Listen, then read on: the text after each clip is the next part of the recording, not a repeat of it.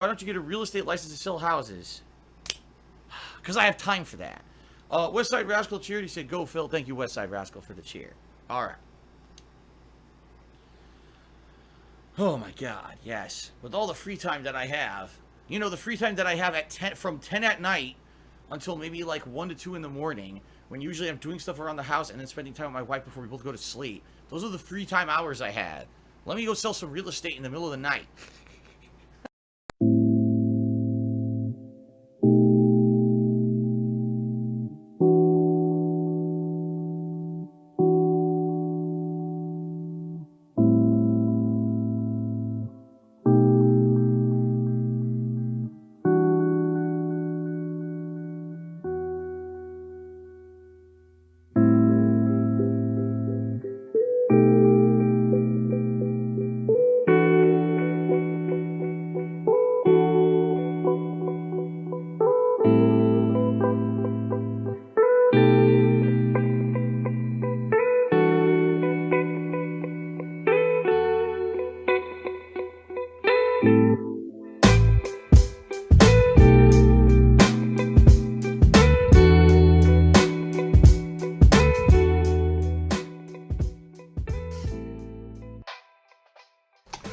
Good afternoon, good morning, good evening. This is Dspnews, the unreliable ones. Ladies and gentlemen, welcome to the newsroom and welcome to the Galtopia News Network, your unreliable source for DSP News.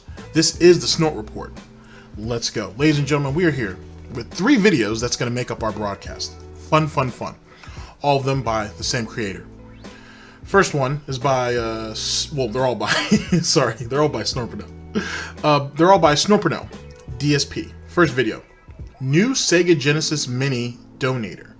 I do not accept challenges, whatever that means, and my current self would defeat my past self. I think you guys would probably both fall over of a heart attack or exhaustion, to be perfectly honest with you. But it's neither here nor there. Second video. Let's see. Sub-Tember, and he can feel the green vibes. Just to give a little bit of clarification on that, Sub-Tember is this thing that Twitch has been doing for the last year, maybe 2, where it's like half price off subs. I think they actually do it like twice a year, maybe. But you know, it's a big thing. You know what I'm saying? Half price off all. I think it's a half price off all subs, not just tier 1 subs, but all subs. So it's pretty lucrative for a lot of Twitch streamers. So that's the thing. In the third and last video of the broadcast, let's see. DSP, why am I toxic emote and putting effort into streams is not necessary? And then fast food expert. Okay, so quick rundown and then we'll get into it. So apparently, as it pertains to the Sega Genesis Mini, the original donator has pulled out, or was a troll, whatever the case may be. So someone has kind of just fallen into place. That's usually what happens. I don't accept challenges. I don't know what that means, but that does make me want to... Alright. Ladies and gentlemen, excuse me, a friend of ours has proposed for, this is like the 2nd year, now that I think about a Detractor Awards ceremony. It's a really novel idea, to be honest with you. And I need to actually touch base with him and see try to go over the particulars, and then I'll spread that out to some of the people that we're cool with, and maybe that can become a thing. But I've been thinking about it lately, about what would you guys feel like, or how would you guys feel about a universal tournament for, I'm thinking Ultra Street Fighter 4. You know what I'm saying? I know most people would be like, oh, I'll do Street Fighter 5. But Ultra Street Fighter 4 is backwards compatible, and or it's a downloadable extension on the Xbox One or whatever, all the other variations, as well as the PS4. So it's a thing. So I was thinking, I've been kind of contemplating, because I've been kind of throwing it to the guys around here. How about we just how would people perceive a universal tournament? Meaning that we have fuck it, I'm just gonna go through it with you guys. I know you guys don't mind. Just give me a few minutes of your time. A few minutes might be 10 minutes, so just enjoy. Imagine a tournament, and like I said, Ultra Street Fighter 4, because everybody's played Ultra Street Fighter 4 for the most part. It's a pretty easy game to pick up. You can get a couple of characters in the bag. It's pretty fun. I think I like it more than Street Fighter 5. And hopefully, and a lot of people do actually, because that's why people still play it. So, a universal tournament. That means, and what I'm thinking is not necessarily detractors versus pig roach cult, because that's just starting to get extra and so on and so forth. I'm just thinking about a universal tournament all around. Thinking everybody comes in, pools are made or brackets or whoever, or you can get this. I think you can randomly generate that. I think there's a website you can go to that can randomly generate all that stuff, and we just have it out. Now, something that Kenny had proposed is, well, why don't we have like $1 buy-in or some shit, or like a $5 buy-in. I don't know how I feel about that. I say let's do the first one for free. At least that's what I'm thinking, and see what happens, just to see how many participants we get. And I think it's just a fun experience for people like yourselves in the audience who might play.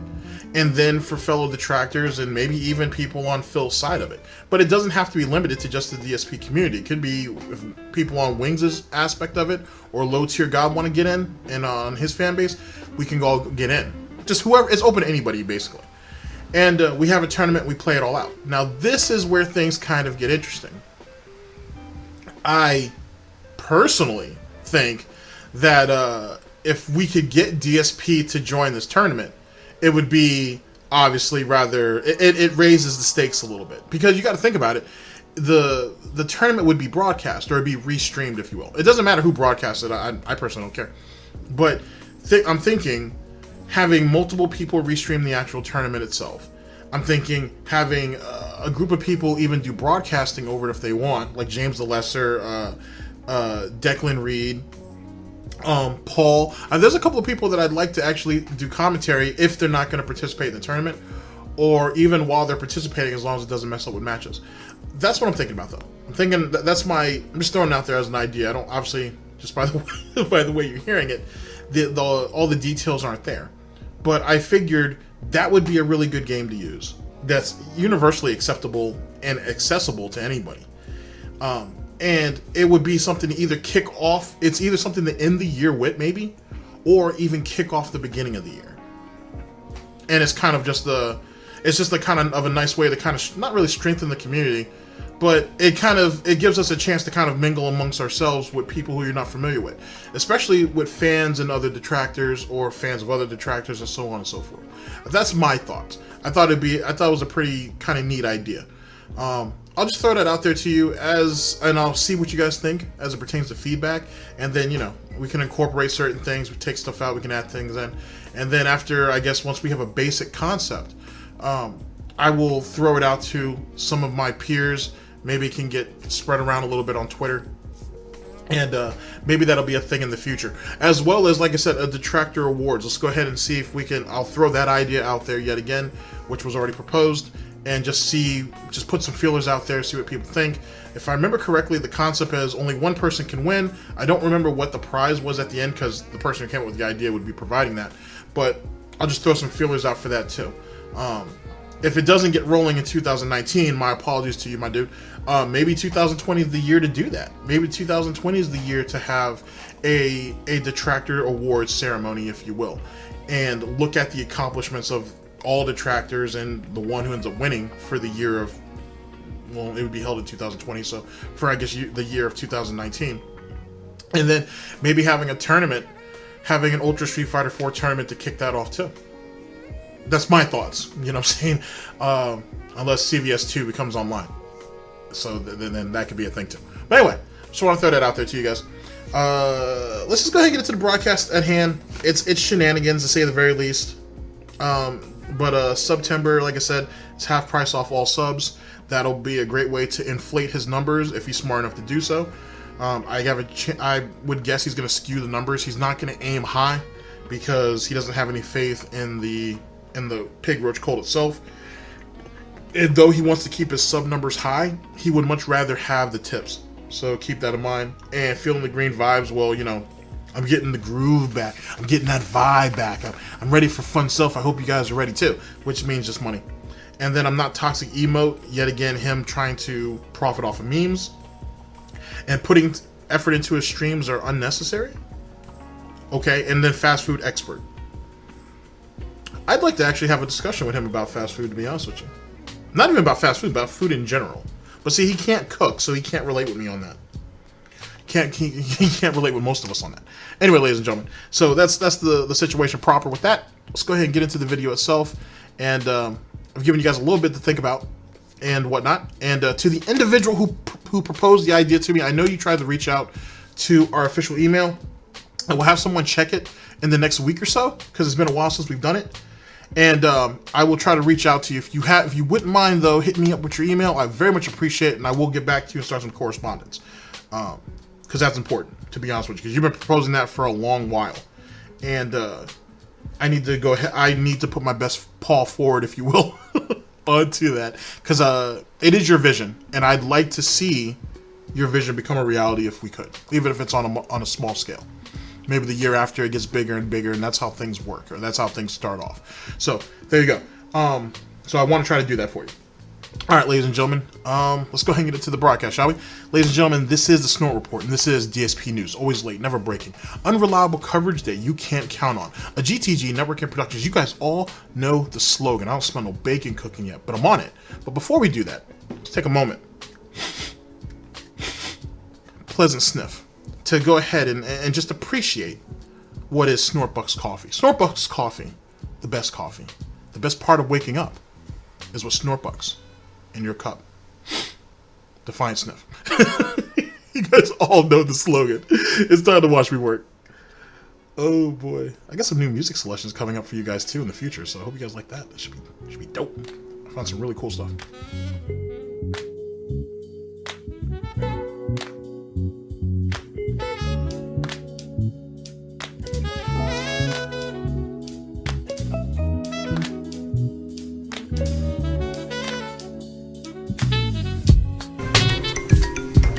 How to play the game!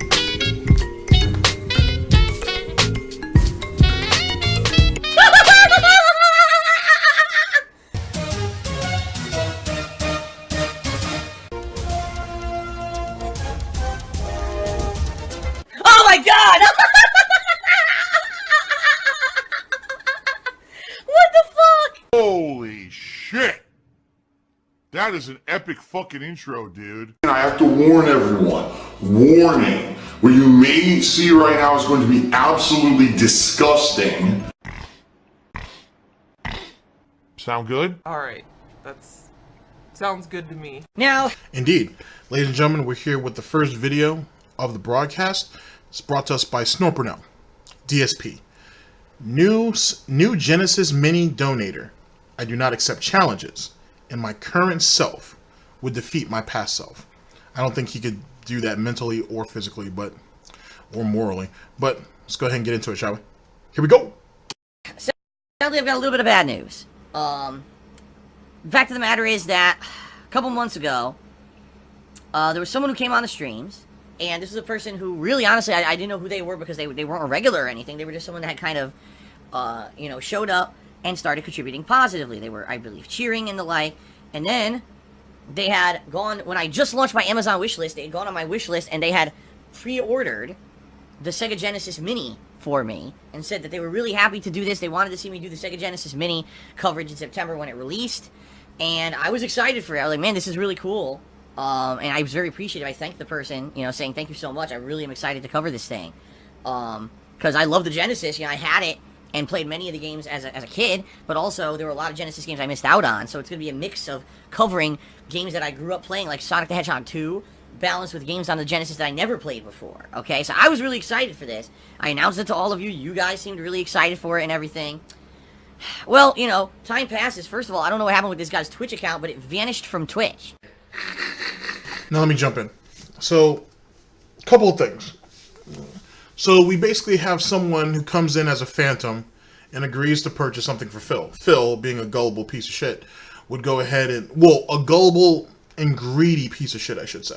Because there's nothing wrong with necessarily being gullible, but if you're greedy too, it's definitely not a good combination. And is excited that someone's going to spend their hard-earned money to buy him something that he's more than capable of buying or putting money down towards already. This was months ago, he said. He literally could have put 10, 15, 20 bucks to the side each month and have it clean and clear. He could have even given the money to Catherine and let her hold on to it for him until it was time for it for that to be a thing. But, you know, that's requiring thinking ahead. And ladies and gentlemen, we are in the era of Galtopia, where Phil doesn't want to pay for anything. Everything has to be done through crowdfunding now. Everything has to be fully funded by the audience. If you want to see him do something, you will have to pay for it. And not just pay for the item itself, ladies and gentlemen. You will have to pay for you will also have to come to the streams and contribute. You will also have to go to the YouTube videos on the dead YouTube channel and, you know what I'm saying, go ahead and watch the videos and click the ads. You will also have to go ahead and consider going to Patreon, Teespring, Amazon wishlist. There are a bunch of things that you kind of need to contribute now. He's literally turned this into a full-time job. That's the point of that. Secondly, that was months ago. It was someone that he didn't know or he wasn't familiar with. So why would he go ahead and go off that? Is a little shaky given, you know, what happens over there on his side of Galtopia, but that's neither here nor there. It's make of that what you will. Now, let's talk a little bit about some of the Sega games that he wants to play, that he hasn't played, that he could have played, and he just chose not to, for whatever reason. Well, not really for whatever reason, but the fact that he couldn't convince people to pay him to do it. How many times has he played Sonic? Didn't he actually buy the recent Sonic game that had all the remakes for it? And didn't he play through that? So, not recently, but like in the last year. That's the first thing. Secondly, he can emulate a lot of those things. Third, on the Xbox as well as the PSN, respectfully, don't they both have different Sega Genesis collections on there that he could easily play that are HD, you know, been upgraded to HD quality or even remastered, if you will, because, you know, Phil's a whore for that. Why won't he had plenty of opportunities to do that, not only before now, but he could actually still do that now. But no, he wants to go ahead and get this another collectible that he's going to play for a little while, and then it's going to get junked. And then a year from now, people are going to be like, hey, didn't someone buy you this? No one bought that. Or if they did, I don't remember where it's at, or it's been lost to the void of Galtopia. So, yet again, what's the point of all this? He has access to everything that he would want if he wanted to play Sega games, especially retro games. He's played some of them already, but yet he wants this little mini. He wants this mini, though. Christmas is like right around the corner. Why don't he just ask Catherine to get it for him? I don't know. So, his gullibility, as well as his greed, and then just pure ignorance is what's led us to this situation with this with the Sega Genesis Mini. So that's the first thing. Secondly, when he announced that a few months ago, wasn't there someone else who came out the woodworks and said that, hey, if that falls through, I don't mind coming through and donating that to you? In the exact same way with the Hori Pro Pad controller that he bitched about that didn't work. You guys know what I'm talking about. There was a backup donator for that also. So why is he making this a big deal? Especially when he's corresponding with some of these individuals who are agreeing to donate stuff with him behind the scenes. At least some of them anyway. I don't know. Let's go ahead and continue. And we know because one week he was one of the top cheerers, and then all of a sudden his account just disappeared from the leaderboards. Everyone's like, what happened? Well, the guy wrote me an email and said, oh, don't worry. Rest assured you're still getting your Genesis Mini. You know, don't worry about me disappearing from Twitch. It's still happening. And I was like, okay, as long as you're telling me that, I believe you. Thanks a lot. Okay. So, which is another fundamental problem that Phil has, ladies and gentlemen. You should not assume that everybody on YouTube or anybody on the internet's lying to you about anything. You shouldn't do that. They're extremely generous people on the internet in general. But for Phil, shouldn't he walk into this with some level of skepticism? Skepticism. I hope I'm pronouncing that right. Isn't that a thing? To be somewhat skeptical of when random people out of nowhere who you're not familiar with are willing to offer you stuff? Especially like something that would require them to spend their hard-earned money. Especially someone who you don't recognize and probably isn't a long-time viewer. Or if they are, you've banned them and then they had to come back on a second account. And then the account disappears and they reassure you because they know how to play you. They know how to work you, actually is probably the better term. And you continue to fall for it hook, line, and sinker. Very strange. It's very strange. It's very much like a kid. It's kind of like how adults maneuver children around. You know what I'm saying? You don't want to get your child everything because then they become spoiled and unappreciated. So, you know what I'm saying? You kind of have to pick your spots. That's what maybe comes into play. It's a nice little buzzword. It's kind of like that. It's just maneuvered in a slightly different way. And yet, this has happened to Phil over and over again. Over and over and over again. Over the years. And yet, he still hasn't learned because he, for whatever reason, he believes he deserves it. He believes he deserves free stuff. He believes he deserves praise and admiration. He believes he deserves recognition. And if you really want him to do something, you should be willing to pay him for it. And yes, despite the fact that people are willing to do just that, which is silly, it shouldn't... I don't know. I'm not sure how I should word that. It's rather baffling. But it is very childlike behavior. I guess that's my main point to drive home. It's very, very childlike behavior. Let's continue. DSP News. Then, time passes. I haven't heard from the guy in a long time. We haven't seen him on stream in a long time. And then I get an email last night. Oh, well, things have changed, and now I can't get you the Genesis Mini anymore, and I'm canceling the pre-order.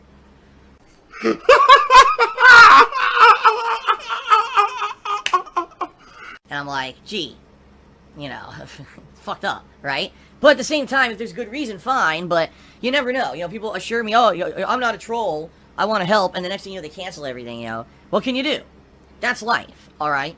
So, it is what it is. As of right now, no, I don't... But yet again, that goes back to the childlike behavior I was talking about. Getting your hopes up for every little thing is extremely strange.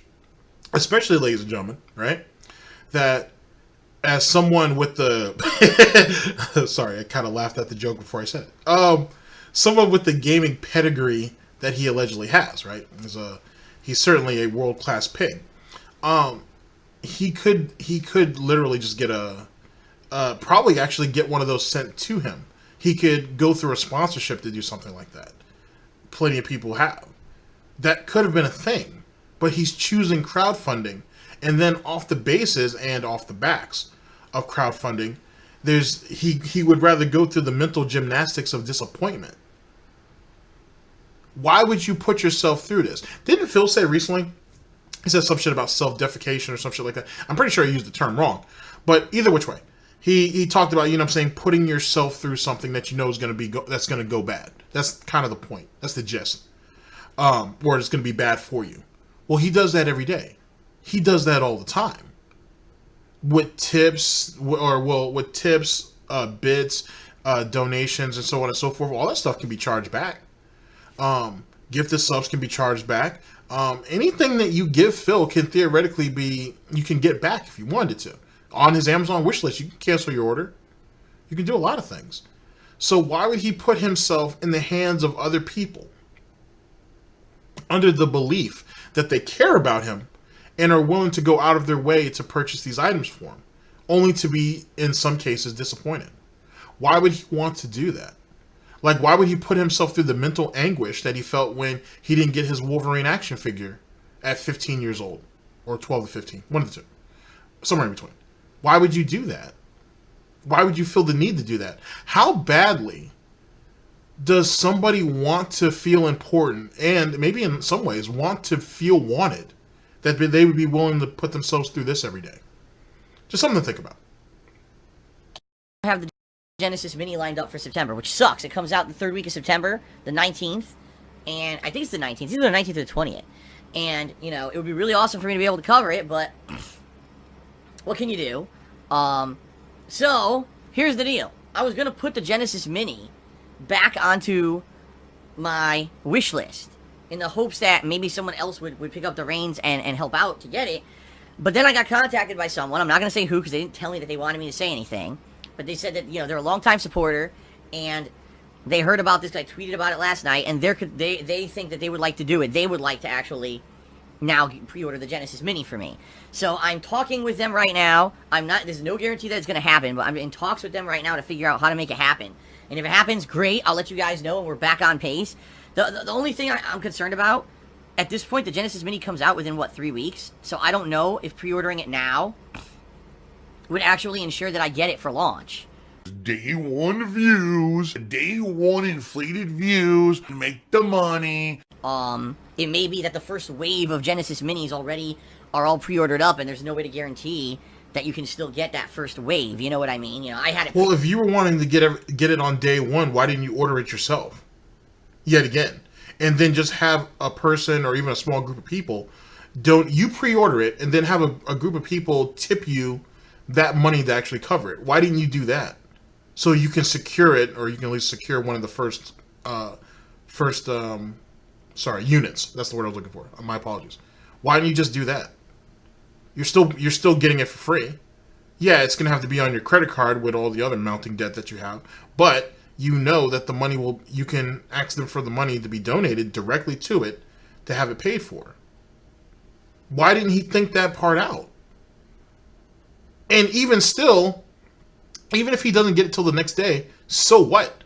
Isn't this from the same idiot who says that he's not going to break his regiment, his schedule for new things to pop up like other Twitch streamers do? Oh, like when a new game comes out, a hot new release, they go ahead and just abandon their whole schedule that they had planned out for the week just to play that. But isn't he kind of saying the exact same thing for this mini? And even if he has it planned in, how would he even do that, or how can he do that when he doesn't even have it in hand? He has no guarantee on it. And why are we making the same mistake twice? You should put the damn thing on the Amazon wish list.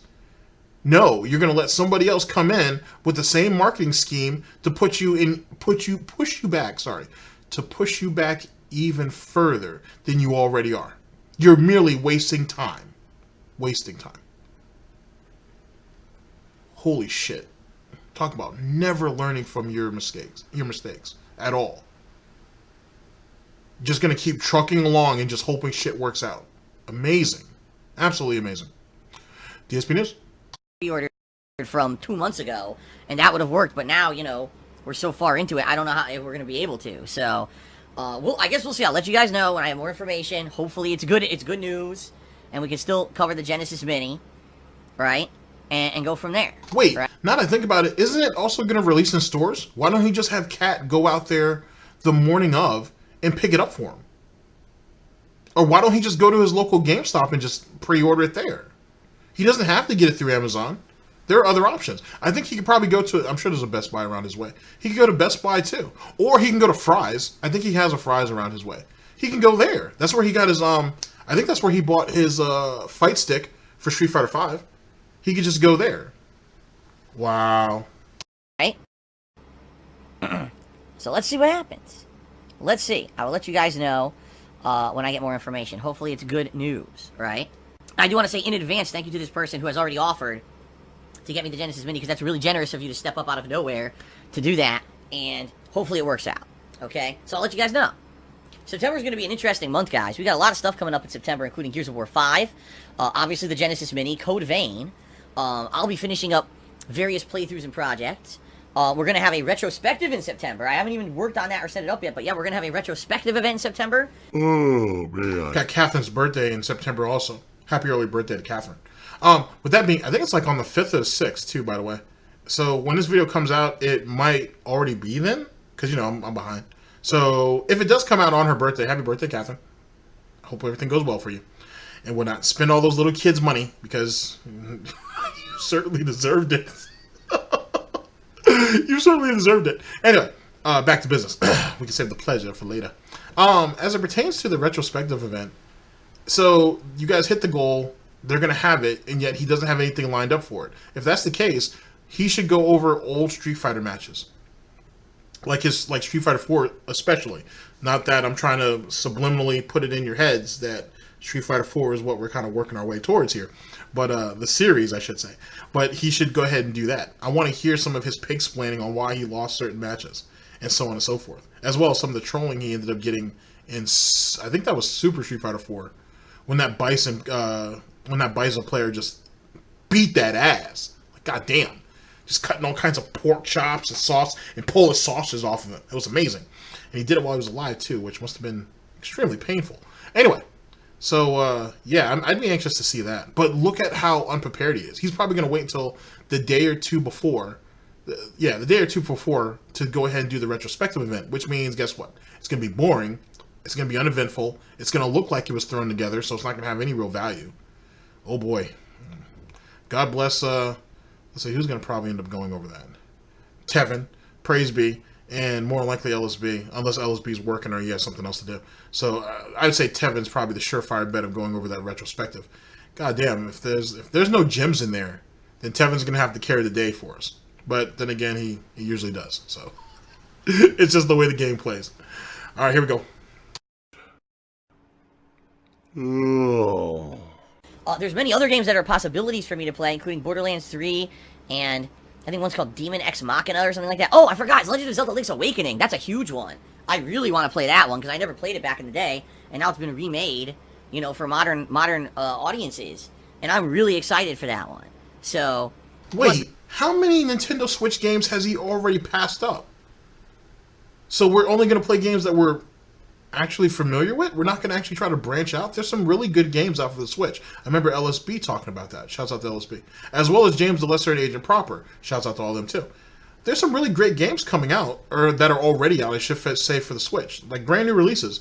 And he completely avoided those. But we're going to play another Zelda game though. Not that I say I have anything wrong with Zelda or anything against it. Actually, thanks to Dante Crisis, shouts out to him, I'm going to actually start getting into the Zelda manga and whatnot, which is actually pretty good. It's actually really, really good. I'm in the process of ordering pretty much everything they have out, but I want the hardcover copy, like what Dante has. So it's a really nice, really nice cover, and it's structured very well. You guys get a chance, shouts out to Dante Crisis. You should go over there and check him out. He talks about a lot of things, and there's always something there to catch your interest. It's a pretty funny guy too. Genesis Mini if I end up getting it. So, you know, potentially September is going to be quite a good month. I rely on your crowdfunding via the live streams in order to make ends meet, pay my bills, and make everything keep going here. All right? Let the green roll in. I need that money. I really do. I need that money to pay my bills. I also should say special shout out to someone, his name is WJR, who basically gifted me a few bucks of PlayStation Network credit. They're not using conscious thought anymore. Because he was interested in me getting the better version of Control. The version that apparently is going to have free well, not free, but expansion content later on. So he gifted me a few PlayStation credits, and I did get that. So I'm going to be playing the better version of Control thanks to this guy. Alright? So anyway, yeah, if you tip me right now, it helps me more than anything. Give me money. Alright, continuing on. Play Hollow Knight. Tip me $1 and says, can we get another big throat clear? Well, in reality, my throat actually isn't that gunked up today. It just happens that some days it's worse than others, and today's not so bad. So I don't need a big, revolting throat clear right now. But thank you for the offer. Thank you for offering me the time to do it, but I don't need it. Thank you for the $1 tip. Fluttershy 1970 is cheered. He says, if you get the Sega Mini, try Comics Zone and Gunstar Heroes. My intention is that if I get the Genesis Mini, which I hope I do, I want to try out all the games. I'm not saying I'm going to do full playthroughs of all the games, but that week when it comes out, I'll be doing several streams of trying out the various games of the Genesis Mini. Maybe what it could be is like, I'm playing a game like Link's Awakening during the day, and then at night we do a chill Genesis Mini stream where I try out 2 games or something for that night, you know? I think it could be quite interesting. He's stupid. He's stupid as shit. So he's gonna have someone pay however much it's gonna cost for the new Mini, right? Just so he can go through and basically milk each game for a stream or 2, and that's it. Instead of Mr. I'm crying that there's no new releases or there's nothing to play right now, right? Excuse me. Could literally have do a playthrough of each one of those games over the span of the next year, if you will. Let's say next 6 months. Shouldn't take him a year, but you know it's Phil. He could do that, and you know what I'm saying, and actually kind of change it up a little bit, because he's already saying that Blackout is dead, which makes no sense really. When the new Modern Warfare comes out, he's going to get blown out, so that's no point in really him playing that, because in multiplayer he's going to get beasted. He's going to get beasted. The level of skill that's going to go into this new Call of Duty, Phil's not going to be anywhere near that. Even, I mean, outside of probably day 1 scrubs, once he steps away from it for a few months, as he's known to do, and then comes back, he's going to get blown out. It's just not going to be a thing. And because for somebody, I was actually going to do a video on this. I might still do it, to be honest. But with the shift by the publisher, which is Infinity Ward, I'm pretty sure, who says that they're tired, the games are too balanced.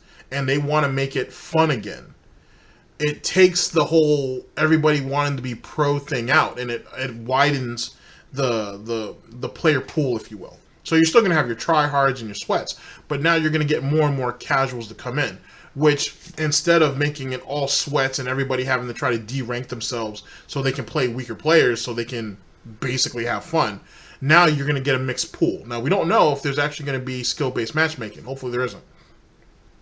Because even if I'm on a team with bad players, I prefer playing with bad players than really good players, because with bad players you can see their growth, and by that growth you grow too. But that's a different type of philosophy. Anyway, it's just going to change things up a little bit, and Phil's going to have a real hard time doing so unless he parties up. And even if he does party up, he's going to be the weakest linked anyway. And a team is only as strong as the weakest player. So Phil yet again is going to get beasted on heavy. Super heavy. I don't know. We'll have to wait and see. But because Phil is saying that certain games are old or dying out or no one really wants to play it, he has a console here, or basically it's basically a console emulator, which he can which he has 30 to 60 games, I guess, that's at his disposal. He should be doing retro playthroughs of that at night, or even maybe during the day. He can play a new release for the first 2 hours in the day, in the beginning of the stream. Then play something off the off the Sega Genesis Mini, and then play a whole nother game off the Mini at night. Do that. Or for the first hour at night, play something, play one of his, one of the chill stream games, if you will. And then for the last hour, play something retro. Do that. And he can get more out of it. But, Phil's not that smart. Do that. So, let's hope it works out. I hope it does, okay? Then I received a $1.50 tip from a horrendously insulting troll insulting myself and my wife. I love it when people do that because it just proves how immature and stupid they are. However, I should say thank you for the $1 tip. Stupid. Unleash the beast. Toxic. Oh. An anonymous gifter gifted a subscription to Dspgaming. Shout outs. I believe that is a troll channel. If it's not, I apologize, but I think it is. Boom, big ups to LSB. Only if Phil knew how much money LSB was making off of his back. I wonder if he would have to share a prison cell with Tevin. I wonder. Thank you to the anonymous gifter. Regardless of who you're gifting the sub to, I still appreciate it, so thank you for that. Did everything correct. Jail cell. Sorry about that. Jail cell. Actually, they might want to make room for Dark Dave Mears too, since those are the top 3 guys in the in our industry, if you will. Now I think about it, I know I haven't gone over that video. Someone actually hit me up on Twitter. Was like, "Hey man, you never went over that Tevin video. You should do that." And you're right. I should. I apologize. But I did send Tevin a tweet though, saying wishing him happy birthday. So don't think I forgot. To think.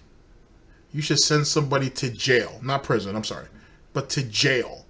Because they restream you is absolute madness. And then to isolate one person out of like the 3 or 4 people that do it is even more crazy. It just shows even more prejudice doing it that way. God damn it, Phil. You're such a fucking idiot. Really is. Alright, let's continue. Did 101-bit cheer? He said I would donate more, but it was more important for me to buy 2 collector's editions of Death Stranding. Sorry. Well, you listen. As I said, contributions are not mandatory. That's 100% a lie. Nor are they expected. If you so choose to contribute during one of, during my streams or anything, thank you. Much appreciative of that. But if you can't, you want to spend your money on other stuff, great.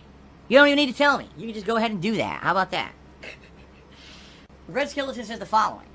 If you go back to MK11 and are willing, I might see if you'd like to set something up where maybe you could fight me in a match, and if you win, I'll tip you so much, and if you don't, maybe I'll tip half as much. Of course, that's up to you. Give me that top spot.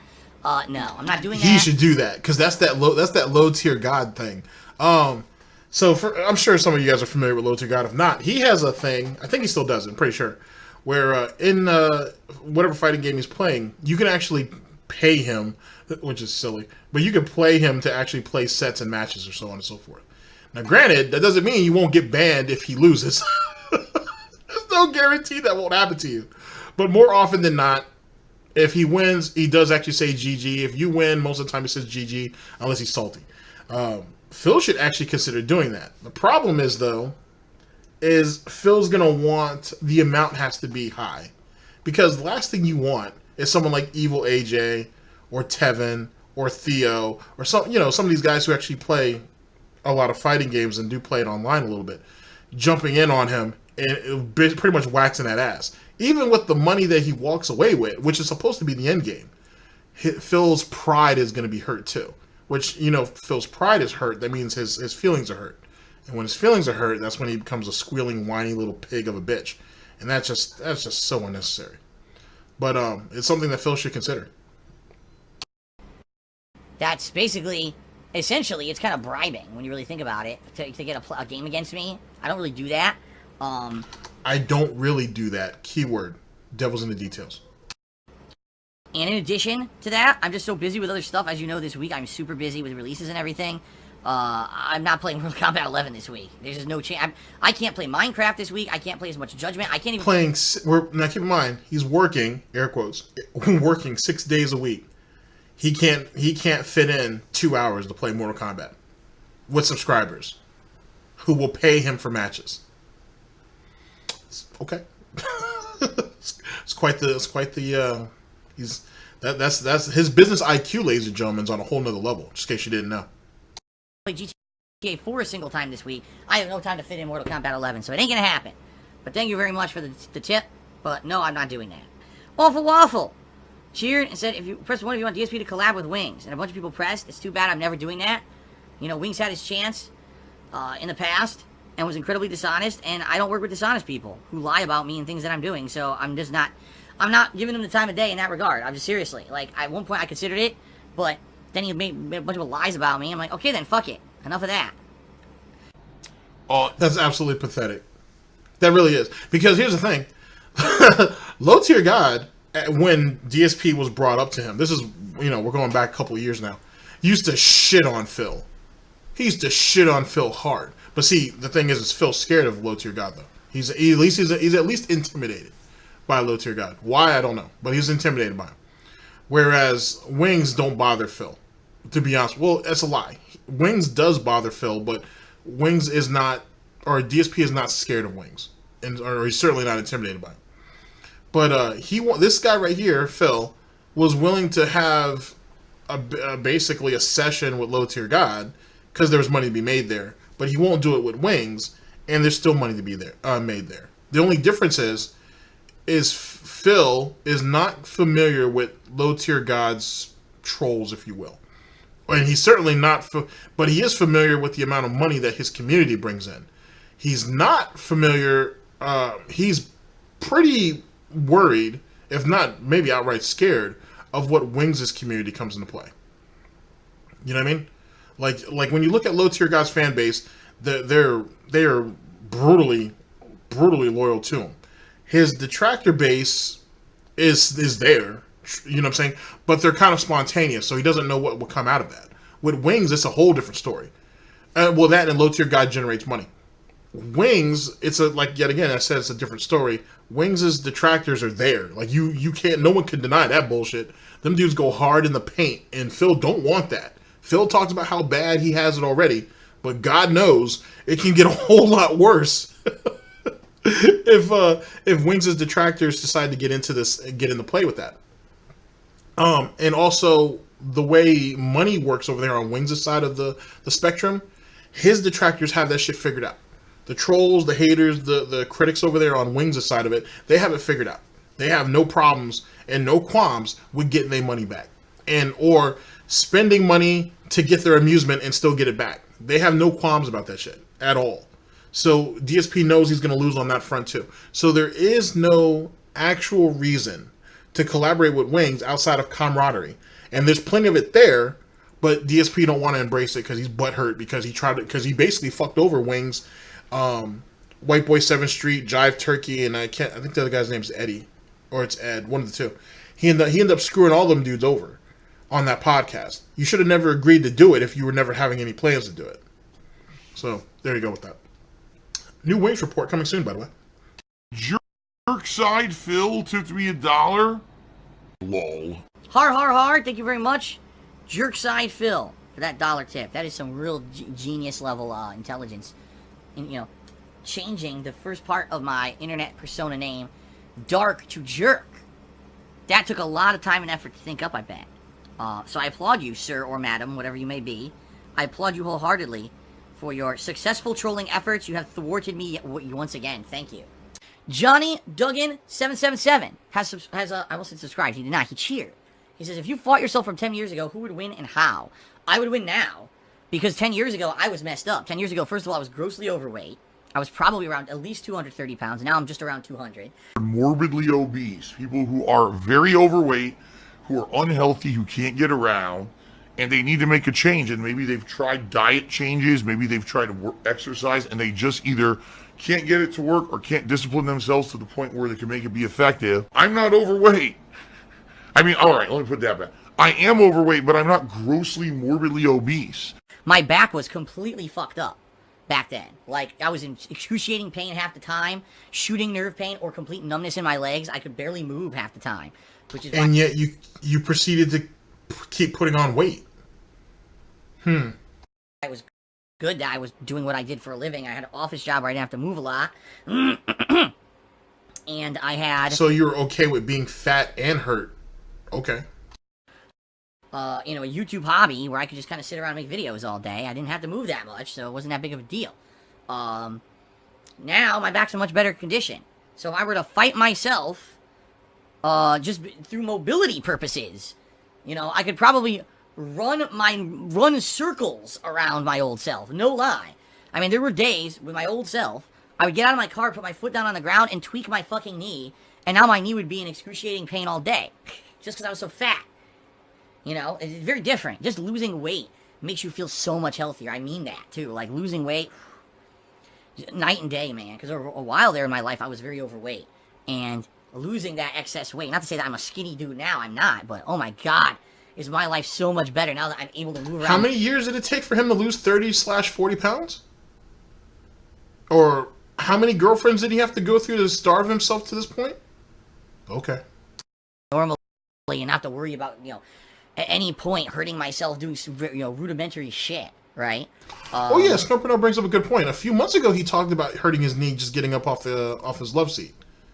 But all right, I mean, you guys have all seen his you guys have seen the pork legs, so you guys know what that was about. So there's your answer. I don't know if you were actually even I don't know if you were expecting a serious answer, but there's your answer. All right, let's talk about what really would have happened. Okay, in truth, if old Phil was going to fight new Phil, Phil has no mobility. You can tell just kind of by how he carries himself. So this is what happens. If old Phil gets his hands on new Phil, he slams new Phil and then he sits on new Phil and new Phil's done. If both Phils have no real good hand-eye coordination, I doubt he knows how to throw a punch properly, and that's probably all he can do. So I would assume it goes back to what Phil would know, wrestling. Not actual wrestling. I mean like WWE, WWF wrestling. I would assume they both tire each other out. One of them ends up passing out from exhaustion, and the other one gets a heart attack. That's pretty much how I see that ending. Or they both just wear each other out and just say, I rage quit. Or I give up. I doubt it's going to be anything else than that. There's nothing else that's going to be worthwhile to come out of that exchange. At all. So, yeah. All we're going to have is two Phils that are completely utter failures with about, 10, 15 year time difference. Which must be depressing. Just imagine. Since now I feel like I'm going to run with this. Just imagine if old Phil came back through time, or jumped forward through time actually, to meet present Phil, and looked at what he became.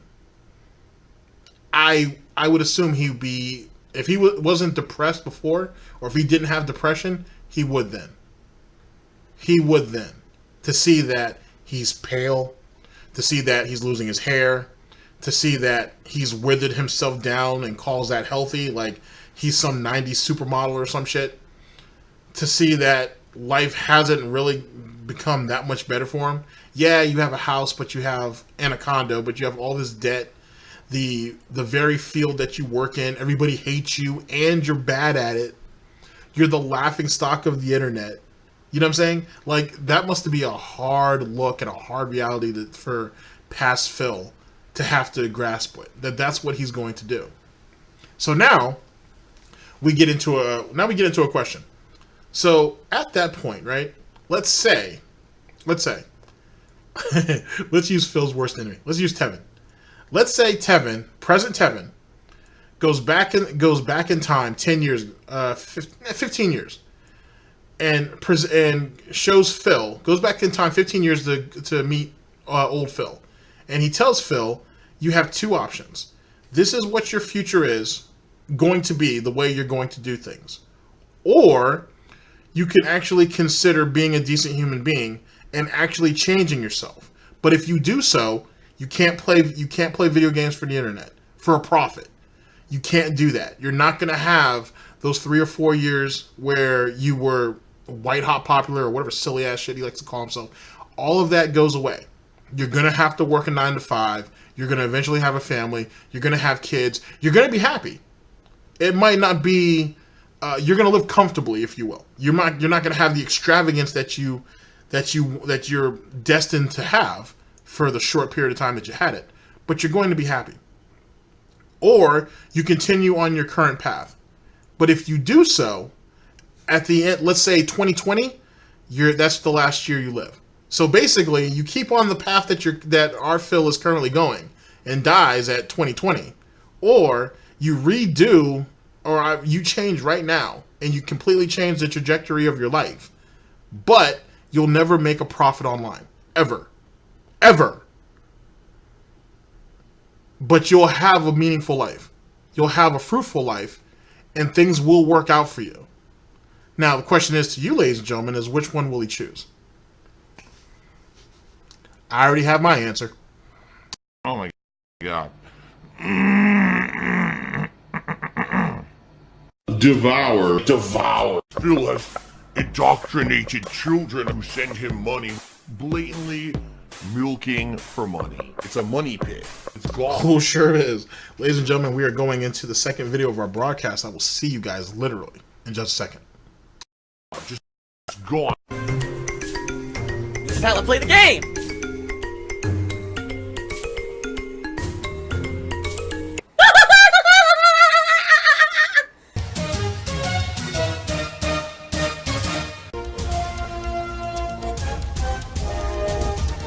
Oh my god! What the fuck? Holy shit! That is an epic fucking intro, dude. And I have to warn everyone, warning, what you may see right now is going to be absolutely disgusting. Sound good? Alright, sounds good to me.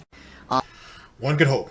Ladies and gentlemen, we're here for the second video of our broadcast. Snort Burnell, DSP, Sub-Tember, and he can feel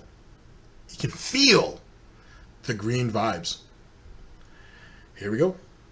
I'm liking the game so far. I hope you guys are enjoying the game too, and I hope that you're gonna have an open mind, because I'll be honest with you, yesterday there were a bunch of people on this stream that seemed like the only reason they were here was to shit on the stream and say that the game sucked constantly, so people would be turned off from interacting in the stream chat, and that pissed me off, because I was really enjoying the game a lot. So I'm just gonna say this up front. I think Control is a good game so far, and I want to dive more into it. I'm really excited. If you're gonna be here and you're gonna have an open mind, and you're going to, you know, interact with me in a positive way, great. But if you're just here to sit here and crap on the game because it's not the kind of game that you like, then I suggest you go elsewhere. This is not going to be the place you want to hang out today, and I'm not going to allow people to just sit here and crap on the game constantly, unfairly, just because it's not to their taste, alright? I'm a variety streamer. I play a large amount of games, and a large variety of content. Tonight I'm playing a completely different kind of game with the end game of Judgment. That's going to be my late stream today. Tomorrow I'm doing a Rageathon marathon, where I'm playing 5 different kinds of games, and then on Friday I'm playing horror-themed video games. So, you know, if you like variety, it's coming. You don't have to sit here on this... But it's not good variety, though. That's what it is. It's not very good. It's not marketed well, and it's going to be poorly executed. Remember, ladies and gentlemen, the 5 Ps. Proper preparation prevents poor performance, which, you know, That should have been a staple in the Burnell house, but then again, if that was the case, his mother would have swallowed. Either which way, yeah, it's variety, but it's not very good variety. It's just different types of shit, and which one are you willing to deal with on which day? That's not good.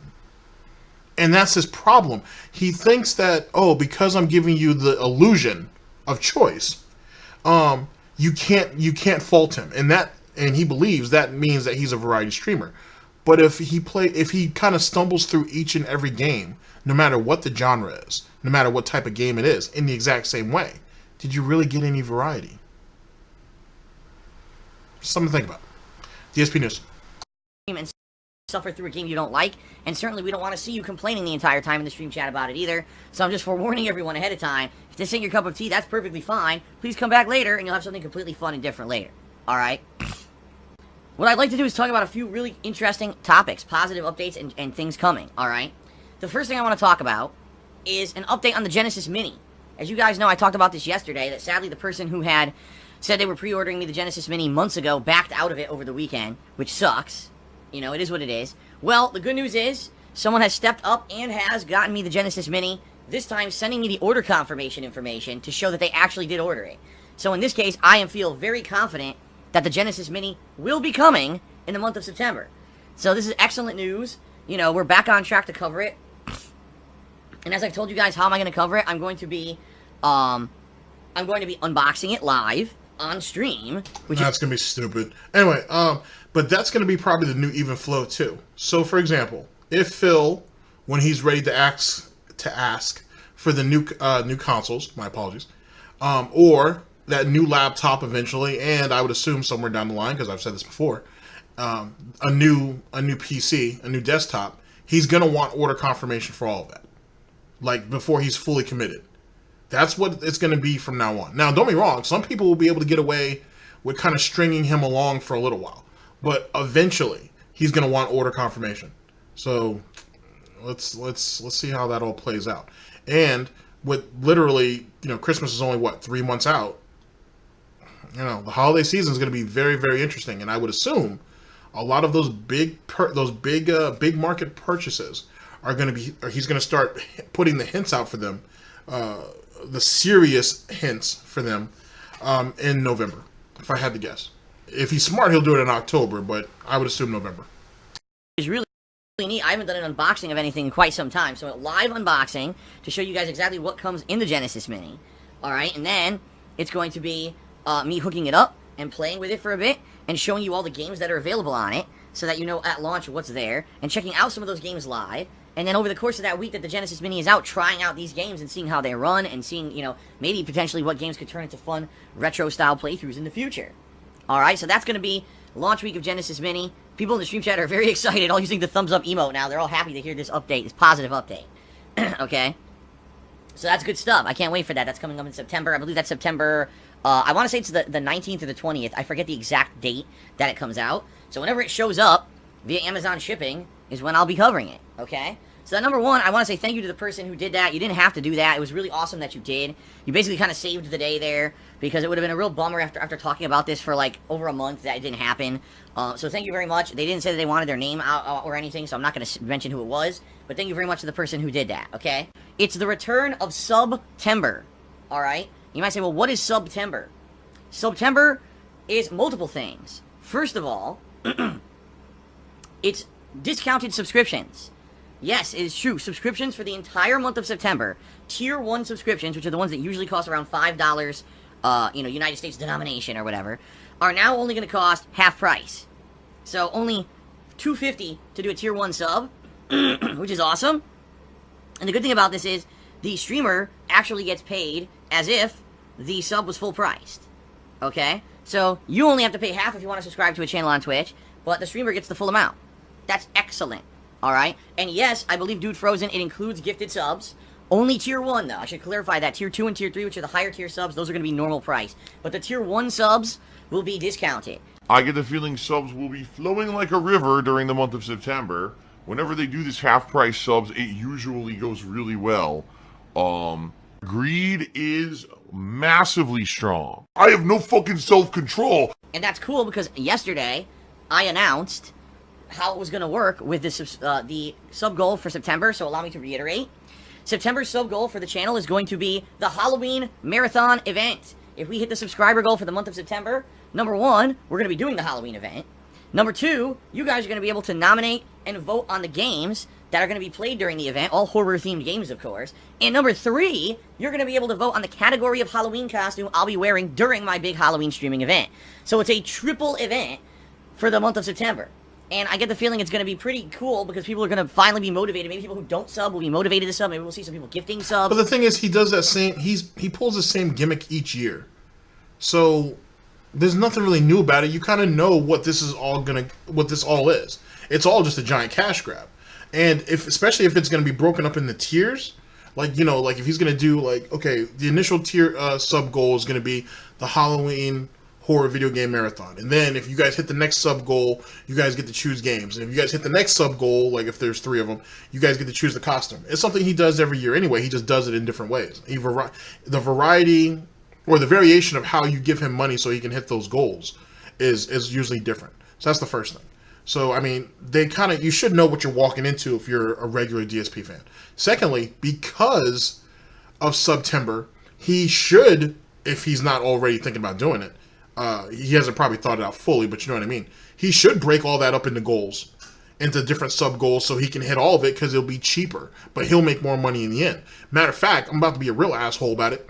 Because of Sub-Tember, he realistically should set the sub goal to 1,000 subs, and that right there will cover November's sub goal, which is probably not going to be anything but a special Axe the King or a special holiday podcast, which is what he usually does around Thanksgiving anyway.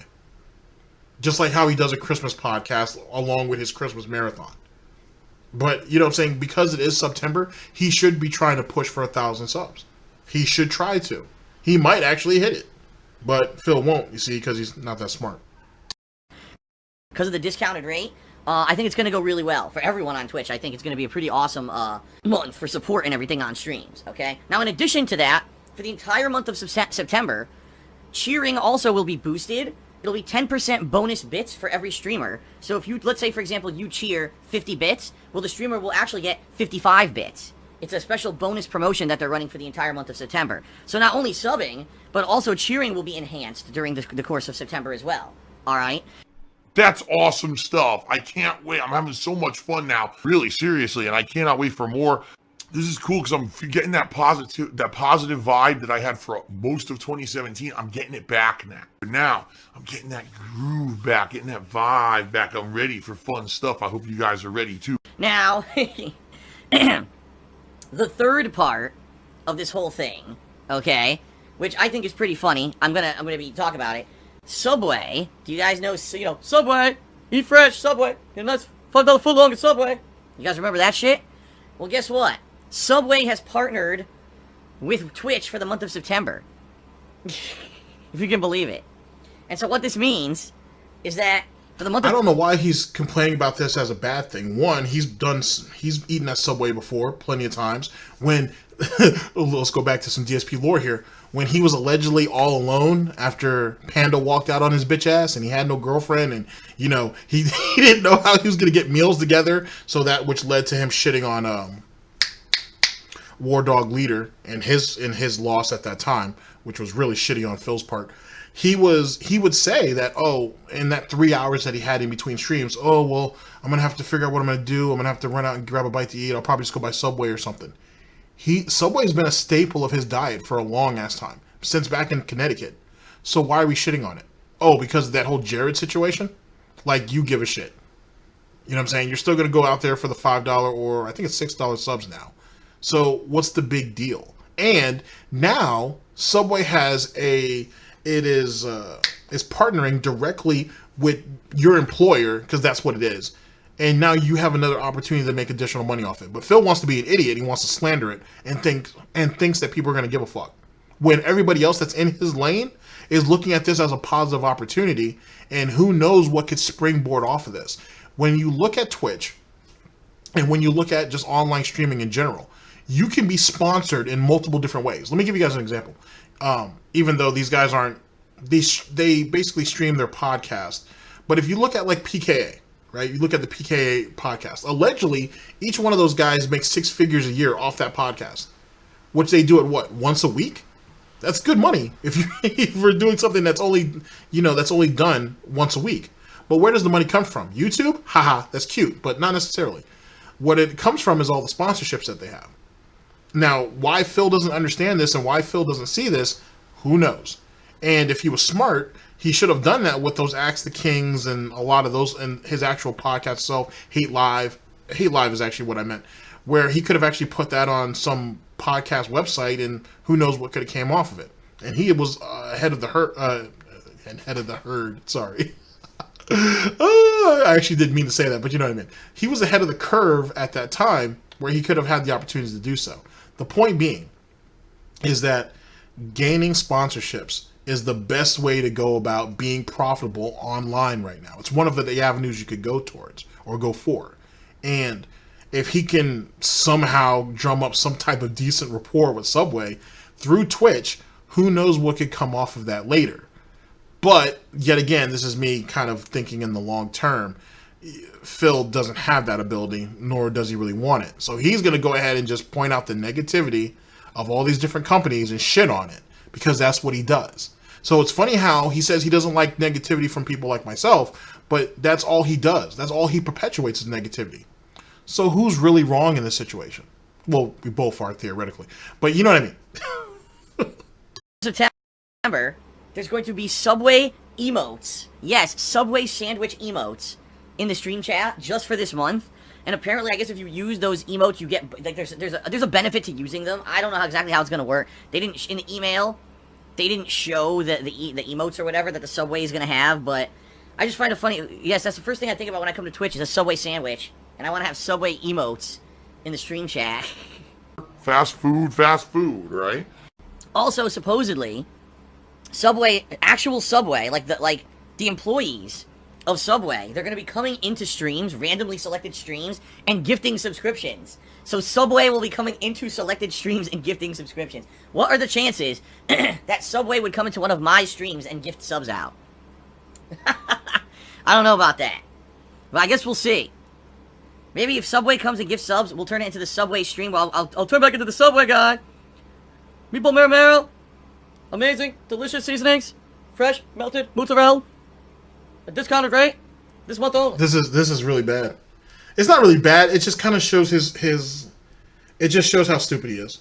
Yet again, we have an opportunity that could be useful down the line, right? It's any opportunity for someone who never gets opportunities, right, is a thing. When you don't have choices, you have to take a chance. And every time he goes on stream, and every time something is promoted by Twitch, he has to take a chance on it. He has to commit himself to it a little bit, because, you know what I'm saying, you're not going to know if it works out for you or not. For Phil, you need the instant payoff. So as I've said in the previous broadcast, he will sit there and get his hopes high on money or on items that are not guaranteed to him. But this Subway thing is a thing. And you never know. They might actually go ahead and pick Phil out and randomly throw, Subway emotes out and whatever the case may be, and he might get something on the back end because of it. But because he's so stupid when it comes to business, and he's so negative because he's resentful, nothing's going to come out of it. Nothing will come out of it at all, because he won't put a little bit of effort towards it. And this is what happens, ladies and gentlemen, when we live in a day and age where you have unrealistic motherfuckers like this who want instant gratification. It's someone who wants instant payoff for every little thing that they do. To build a brand, it has to be constructed, it has to be thought out, and it has to be developed overnight. Tevin didn't get to where he was overnight. LSB didn't get to where he was overnight. Evil AJ didn't get to where he was overnight. Snort Burnell didn't do it. David Davison, Mighty D, Memology. It took time to build that stuff. It took time to get to where it needed to be. This idiot right here is... Phil is, if you think about it, in the equivalent, he's where a year 2 or a year 3 Detractor's at. If you look at it. He's someone who is kind of trying to reestablish his brand multiple times. You know what I'm saying? Where a year 3 detractor is kind of trying to figure out what he or she wants to do and move forward. Because that's how the process works. It takes years to do that. To finally get comfortable where you're at. Because changes have to come and go. You know what I mean? Phil is someone who's trying to reinvent himself over and over and over again. And he just keeps failing at it. So for someone who's been around for 11 years, why is he still in like year 3 or year 4 as a content creator? If anybody's ever looked at it that way. And that's rather sad. That's rather sad. And that's why he doesn't get promoted on Twitch. That's why he doesn't get the benefits that other Twitch streamers get. That's why it was dumb for him to leave Twitch in the first place over a bitrate. Because his little piggy ego was so goddamn big, and he thought, oh, well, Twitch will just collapse will collapse without him. Collapse without him. Sorry about that. I'm going to go ahead and leave because I can't have what other people have. And now look, he came back to square fucking one. And yeah, he has his little glass palace, but what good is it if you can't reap the rewards of it? Something to think about. DSP News. That's Subway. You're not a very mature adult. We'll go back to the Subway guy. I don't know if we're going to do that, but I guess we'll see, okay? We'll see what happens in the month of September. So anyway, that's like really, some pretty positive stuff. I'm happy about that because Twitch doesn't really do it that often anymore. And I think that this is going to really help with streaming during the month of September. Especially with all the new releases and everything going on. I need that money. I really do. I need that money to pay my bills. Now there's some more news this morning. It's been announced that both Aladdin and The Lion King, the old school 2D pixel platformers for the Super NES and Sega Genesis / Master System, are being remastered in HD and will be re-released this year. Holy shit. It was leaked. Apparently it wasn't supposed to be, like, known, and then it somehow leaked on the internet, and so basically the company came out and announced it and said, yes, it's true. Now, for those... But people had already surmised that because the movies are out. So, yeah. And those were 2 very successful games for those respected consoles or platforms at that time. And that people have been asking for a re-release anyway. You included, I would assume. On top of the fact that this idiot right here has a copy of at least Lion King that's worth like $200 and it's still sealed. It's probably worth more than that now that I think about it.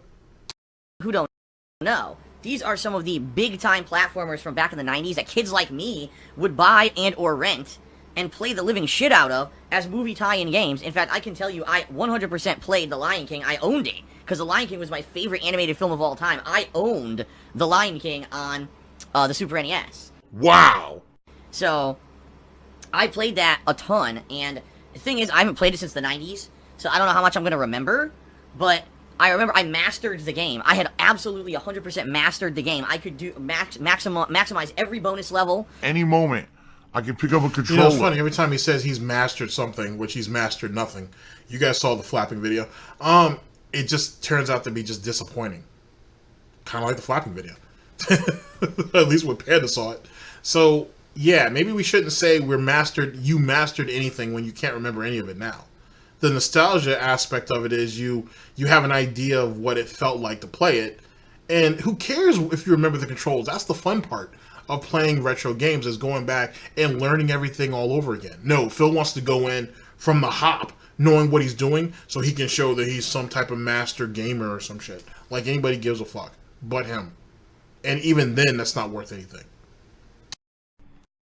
And I can play any game at professional level. Collect every bugs. As Pumbaa and Timon, you have to collect bugs during the bonus levels. I learned all the secrets. They're all hidden secrets in the game. I mastered the entire game, alright? But it's gonna be pretty crazy if I remember how to play it after, some 25, 30 years away from playing it. I don't know how He's just gonna look it up anyway. And there are people who speed run it on the daily. So trust me, he has resources to find all that. Which he'll use. Because why wouldn't he? Gonna do. Aladdin, I never played. I never played the Aladdin video game. I've heard a lot of things about it. I've heard it's very challenging, but I never played it. Now, if these games are, released as it seems like they're going to be, yeah, I'd be interested in playing them. Especially if they come out in October, because the rumor is they're coming out in October, and October, surprisingly, is actually a pretty dry month for releases. There's actually not that much coming. Wait. Didn't he not say that, oh, I'm not going to accept any challenges for anybody in Mortal Kombat because I just don't have time to play it because I have too many games to play? But now we're saying that, oh, it's going to be a pretty dry month, so I'll have time to do it. Huh? And it didn't have to be even the month that was proposed if the guy even proposed the month to him. It could have been any month moving forward. So we're going to shit on this dude's challenge now, but you could say, oh, well, maybe in the future we can do something. Huh? All right. Just dumb. It's absolutely dumb. So narrow-minded and short-thinking. Sad. It's really sad. Until the second half of the month. The whole first half of the month, there's Ghost Recon, Breakfast Club, or whatever it's called. I forget what it's actually called. It's like Ghost Recon, Breaking Point, Breakfast at Tiffany's or something. And I doubt I'm playing it, because the Ghost Recon games kind of stink, in my opinion. So you're going to bring up a game that you know you're not going to play as a point of reference. But why? If you're not going to play it, then you're just not going to play it. So why even bring it up? Talk about the games that you're supposed to play and how few they are. And then build off of that. Wow. But outside of that, there's like nothing going on the whole first half of October. The second half of October is exciting. You got Modern Warfare, Outer Worlds, the Medieval Remaster, Luigi's Mansion 3. There's a lot of games coming out the second half of October. But I don't know about the first half. So, hey, if these games come out in the first half of October, alright, I think it'll be fun. I think it'll be fun to play and do a playthrough of. So let's see what happens, but that's good news. So we'll do a playthrough of Aladdin and Lion King, but the Sega Genesis Mini that I'm getting, that's going to have X amount of games on it, I might only... sorry about that. I'm not going to do any full playthroughs for the games on there. What sense does this make? See, that's what I'm saying. That Mini is going to be wasted on him. Whoever agreed to buy him that, you've thrown your money away. But then again, you'd be no different than anybody else who's ever contributed something to Phil. You're merely wasting your money. You're merely throwing your own money away on someone who doesn't have enough drive and doesn't really care about anything that's given to him up to the point that he receives it. And then it immediately loses its nostalgia. It loses its value the moment it's in his hands. Leading up to it, he has that anticipation, you know what I'm saying? He has that, he's enthusiastic about it. But once he gets it, he doesn't care. And that's why he treats it the way he does. That's why I've said people need to stop buying him games. Stop gifting shit to him. If he says that he doesn't have the money to buy the game, well, fuck him. Oh, well, he can't buy the game. He can't play it. If he really wants to play these games so bad, but he doesn't have the money to, guess what? He'll figure out a way to get the money to play it. He'll figure out a way to do it. Don't stop buying him games. Stop buying him games. Because he's not going to appreciate it. If we end up hearing horror stories that the new Telltale is basically a terrible company that's, treated their workers like slaves and everything and didn't pay them well and everything, then I'm not buying Wolf Among Us Season 2. And I'm putting my foot down about this, much like I did with Konami games, because a lot of people in the past year said, well, Phil, you didn't buy the Castlevania collection that everyone bought and said was great. Like, yeah, because I don't support Konami. Konami completely fucked over Hideo Kojima. You're trying to make it political, and no one's there for that. People are there for the game, not for the bullshit that's behind it. Konami's been bullshit for a long-ass time. A long-ass time. So you don't sit there and try to act like you're going to put your hoof down and go ahead and front line for it. Don't do that. You're not part of the Me Too movement or any of that silly shit. Don't do that. Don't do that. You sit there and play games. Okay? You yourself have said that you're not about politics. Don't get it. Don't try to turn that into gaming, into like gaming culture politics. Don't do that. Because you don't know enough about the situation anyway. And more importantly, they've been doing grimy shit for a very long time. Just like you have. So don't do it. And his entire dev team. And screwed over Metal Gear Solid 5. It made the game basically half of what it should have been. And if anything, have proven the only thing they're in it is for the money. They don't care about what kind of a product they put out. So I don't support Konami. I'm not going to. I'm not going to buy games that a company doesn't respect the workers, doesn't respect the gamers. I'm not going to do that. Really? This shocks me. So that's why I haven't bought anything Konami in a while. And I'm going to do the same if this ends up being the same situation. Paramore further win says, Phil secretly loves Kojima. I don't secretly love Kojima. I respect the hell out of the guy. Very, very, very hypocritical. The guy makes some of the most original games out there. You can tell that the games he makes, he puts in arduous work and time and effort towards, and he's a very creative guy. Actually, I see a lot of his tweets on Twitter, and a lot of them are quite interesting, the things that the guy's interested in. He actually shares his creative process with the people on the internet through Twitter.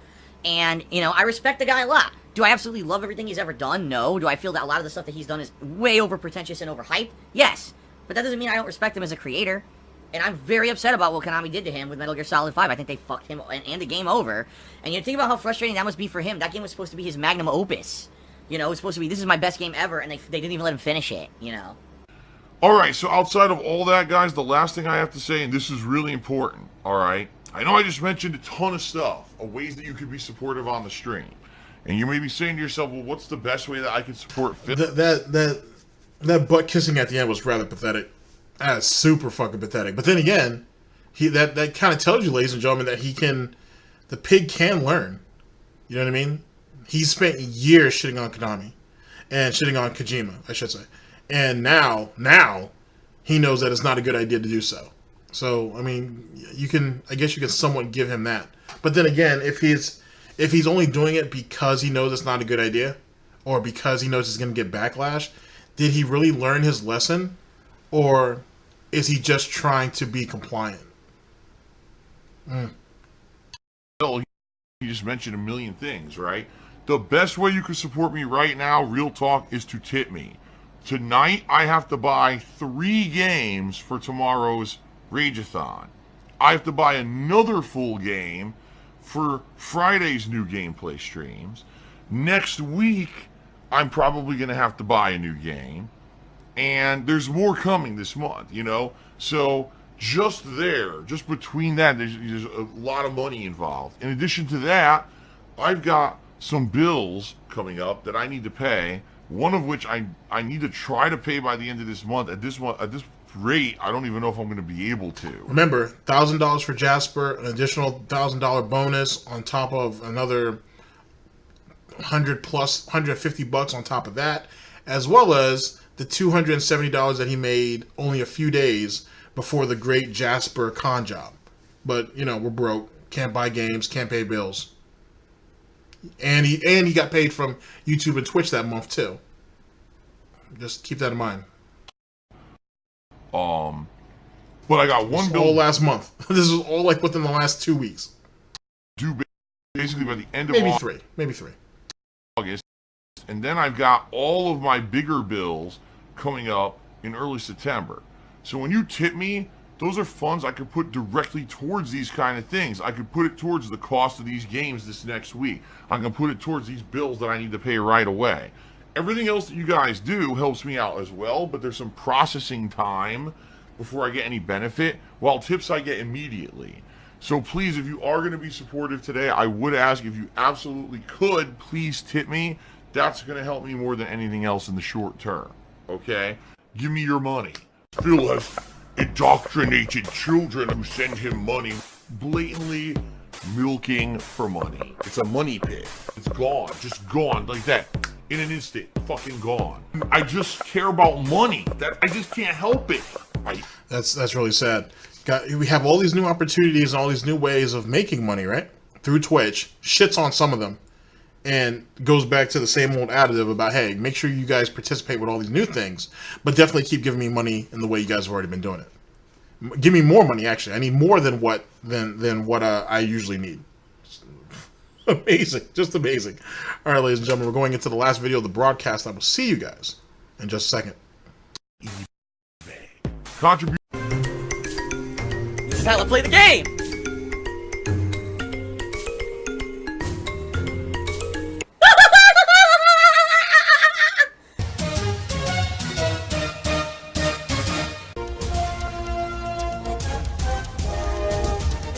Oh my god! What the fuck? Holy shit! That is an epic fucking intro, dude. And I have to warn everyone, warning, what you may see right now is going to be absolutely disgusting. Sound good? Alright, sounds good to me. FYI. All right, ladies and gentlemen, for the last video of our broadcast, we're here with Snort Burnell, DSP. Why am I toxic emote? And putting effort into the streams is not necessary. And fast food expert. Here we go. The absolute best way to contribute and help me out right now is by tipping me. When you tip me, those are funds that I get right away. So for example, tips today, I'm no exaggeration, I'm hoping to raise enough to buy Man of Medan for tomorrow. That's just real talk. Any money I raise today is buying Man of Medan. That's all, the only money I have. I need that money to pay my bills. All right. Now, in addition, those tips can be put towards bills and the like. Like I said, I had a big bill that I need to try to pay by the end of this month. I don't know if I'm going to be able to raise enough in the next 2 days to do it. I hope I can. And then in early September, a ton of bills hit that I owe are coming due. So hopefully everything works out. You know, between the next few days, hopefully I raise a good amount and it'll allow me to afford everything. I guess we'll see what happens. All right, but tipping me is the way to go. This is the year of the cheap cash grab. So first of all, in the realm of positive news, I'm going to do a bottle crunch. Here it comes. I know that a lot of you love my bottle crunches, so there you go. We have a new emote today. For subscribers, everybody, we have a new emote. The Why Am I Toxic emote. That is correct. Why am I toxic? Why am I toxic? The long-standing meme that has been a part of shit. I couldn't tell you how many streams and things that people bring this up. And you might be saying, well, why is the Why Am I Toxic saying all of a sudden becoming an emote in your streams? It's very simple. It's called owning the meme. It's called taking something that basically malicious parties use against you in a way to try to insult you and turning it into something positive that you can use for you. And so Profit, basically. You want to know what this is? This is the most. I really wish I had. Damn it! Someone left it in the comment section too for a good soundboard. I think it was like a digital. It was like a virtual one. Shit.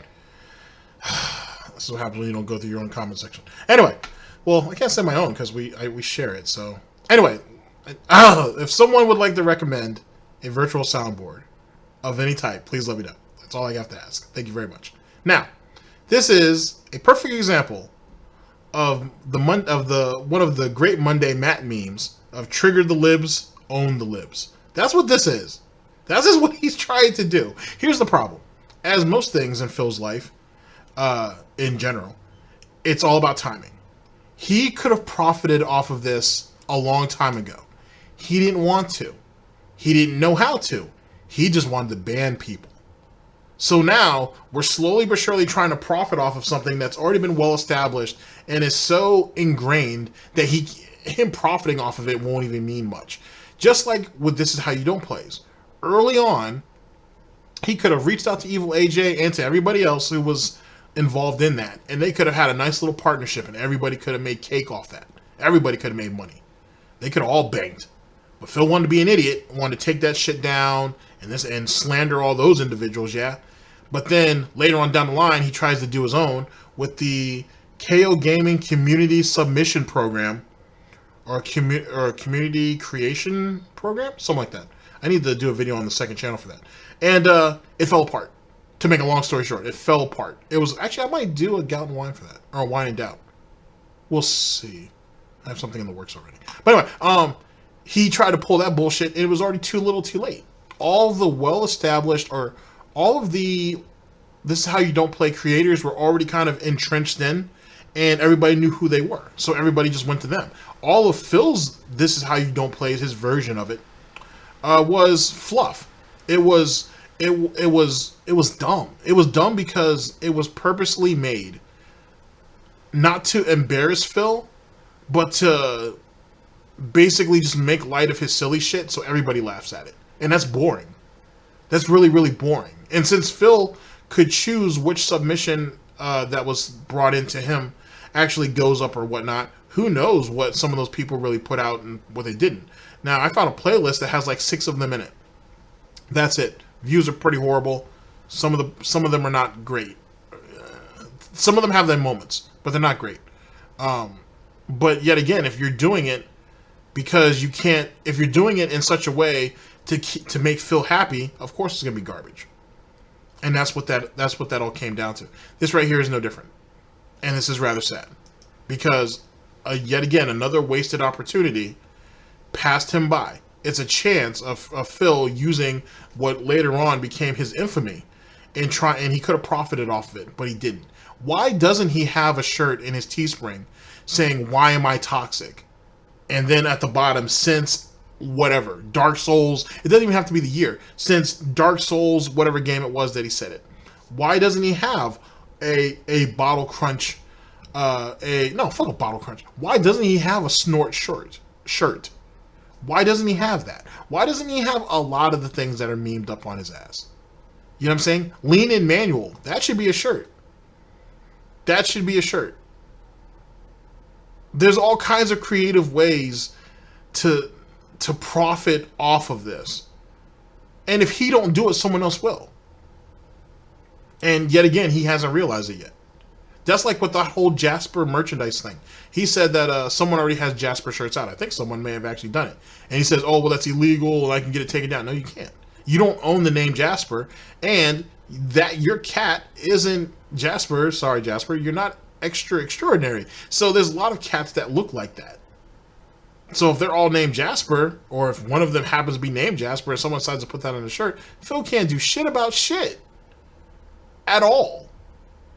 Yet again, another opportunity that goes to waste, and he's so quick to smack down everybody who comes up with ideas that he wished he could have came up with, just so he can implement them later. Get rid of everybody else who's already done it, and then when he does it, oh, it'll seem like I came up with it. Or at least he's the only one to profit from it. And that's not how it works. That's not how the internet works. The internet moves too goddamn fast for stuff like that. But Mr. 11 years on the internet understands everything about business. I guess he never picked that up. I'm sure mommy and daddy Burnell are proud. DSP News. So, by making Why Am I Toxic a meme in the stream chat and allowing it to be used, it basically takes away any kind of power it ever had. No. Alright? You know, I'll say this. The frog meme, alright, a few months ago was very confusing. People didn't understand it, didn't know why people were posting frogs in the stream chat, and people were attempting to derail stream chat with frogs. Then I said, fuck it, who cares? And I put 2 different frog emotes for into my chat for my subscribers, and people just started kind of celebrating the frog thing, and it became a part of the streams, and now there's nothing negative whatsoever about it. The frogs are welcome, everyone has fun with the frog stuff, it's silly, right? It's a silly thing. And it's the same thing here with some of these really just silly... Despite the fact that you can still get banned and or timed out for spamming emotes. Keep that in mind.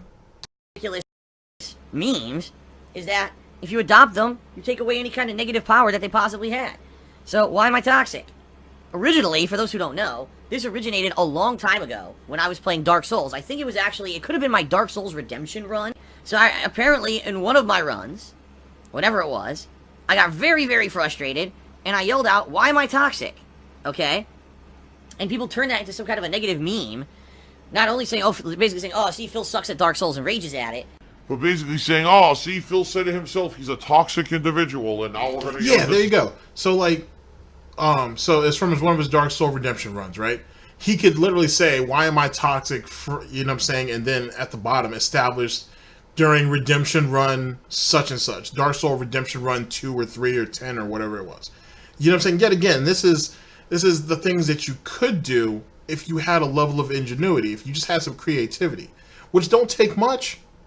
You know what I'm saying? But since he doesn't go out, he doesn't leave his house, he doesn't interact with people, really interact with people, and he doesn't see the world that's passing him by. He's isolated in this stupid ass little bubble, doing the same old bullshit, just regurgitating and or just trying to take other people's ideas and trying to spin it off as its own, as if it's his own. Sorry, I don't know why I'm having a hard time talking right now. And in turn, it just comes across looking very low effort and with no real thought behind it. But then again, that sums up DSP's career as a whole. So none of us should be surprised. So how can you get mad that people profit off of you, because people have been profiting off of him, when you're not willing to put any time or effort into trying to profit off of yourself? You know what I'm saying? You think people, Phil, really give you money because you've been on the internet for 11 years? No. People give you money to amuse themselves and because they feel pity for you. They feel bad for you. And you're okay with that because you know that. I know you know that. You can go ahead and try to keep flipping at that. Oh, I'm an 11-year content creator. You can keep regurgitating that bullshit that you keep doing on your pre-streams. But you know, I know you know, that's because people feel bad for you. Because you keep begging every day. And no one wants to see you end up in a gutter. A gutter that you've already claimed as your own. That's what it comes down to. And even if this is one big scheme just to get money, and you're actually well off and you're fine, just imagine how pathetic you are. You'll never be able to get a real job, because no matter what job you go to, someone eventually is going to find out that, oh wow, he's begged for 11 years. Well, maybe not 11, but he's begged on the internet for money to pay his bills and to do this, that, and the third. Hence the reason why I said that 10 to 15 year plan that you have, you're never going to get a job at the end of that. You and I both know it. Most of us know it. A lot of us know it. You're never going to get a job.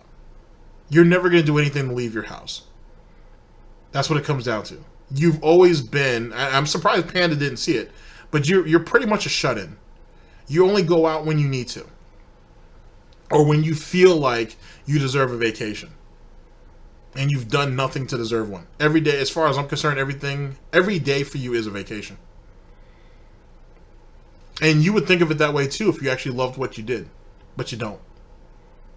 What you do isn't a job. You've made it into a job. And because of that, the failure that comes from it, because you don't get what other people get, or you don't have the same influence that other people have, you don't have the same respect that other people have earned, classifies you as the biggest failure, as one of the biggest failures in the gaming community. If nothing else, I've always said that you are your greatest detractor, by far. Tevin can't live up to that. LSB can't live up to that. No one can. None of them are striving to. None of them have to. You are your greatest detractor. And you've done it because you've gone, at least in my opinion, hence the reason why I was the one that said it, you went out of your way to hurt yourself in a way no detractor could. And it's amazing. And it's rather sad too. I would normally call you pathetic, but with a bit of self-reflection, it's just sad. It's sad to look at Phil's life, going back and doing like the DSP lore stuff that I do, and watching and listening to a lot of what Agent Proper does on his channel. Shouts out to Agent Proper and the DIA. It's sad to go back and look at his life and look at all the opportunities that he had and he squandered it because he wasn't smart enough to see what was in front of him. He couldn't see the bigger picture because he didn't even care to pick up the brush. He didn't even know what to do with the canvas. What he knew what was behind that canvas was the money, and that's what he wanted. He didn't really care about what he actually put out or what he was actually creating until someone threatened it. Then all of a sudden it meant something. But in actuality it meant nothing because it wasn't yours anymore. It belonged to whoever it was that created it. And that's what hurts Phil the most, is the fact that people can create something out of what he puts out that he couldn't do. That other people laugh at it and take enjoyment of what other people do, or take inspiration from it, or find value in it when he didn't, outside of the initial financial value. These are some of the fundamentals that hurts Phil Burnell in a way that he understands, but he's not man enough to face. And because he's not man enough to do that, because he would rather hide and cower from the very truth, which is his reality, it's the reason why he treats people the way he does. It's the reason why he treats himself the way he is. He can say that, it's the detractors that torment him and screw up his life and want to see it all go down. But in actuality, he's the one who's doing it. It's his hoof. You know what I'm saying? That is the actual architect itself. We're merely the channel. He's doing it all on his own. And I think what hurts him even more is that people broadcast it. People draw attention to his failure. A failure that he could stop if he was willing just to stop and think. But he won't. He can't. So what comes next is just what comes next. DSP News. So he's a toxic guy, and we're going to reference this constantly, that he's toxic and toxic and toxic. Har, har, har, right? The thing is, I didn't even know what it meant, and people started saying it in my stream chat, and I didn't know what the hell this was, or what it meant, or whatever. And for a while, people were actually coming in and spamming it, to the point where they were derailing stream chat. So it ended up becoming a meme that was a negative meme that we didn't like, because people were trying to have fun, and people just come in here and start spamming, why am I toxic, why am I toxic, and no one even know what the hell they're talking about. I think at one point it might have been a banned phrase, I don't even know how it works, okay? But anyway, you know, the thing is, over the years, these things lose their virility, they lose their power, as I said. And this year in particular, we found kind of adopting some of these weird negative memes allows us to not only take away their power, but add something else fun to the streams. So why not? Who cares? Why am I toxic? Who cares? Alright? It's funny. It's something from a reference from my past. At least it's a reference to me. You know, at least I can say this, alright? At least it's a direct reference to me and something that happened to me in one of my playthroughs. We get so much stuff in here about other streamers and their fucking negative memes that I don't even understand. At least this is a meme that, like, has something to do with me. At least it seems on topic when you use it. You know what I mean? So, there you go. I'm okay with people using it. We have an emote of it. If you sub to the channel now, you will get access to the Why Am I Toxic emote.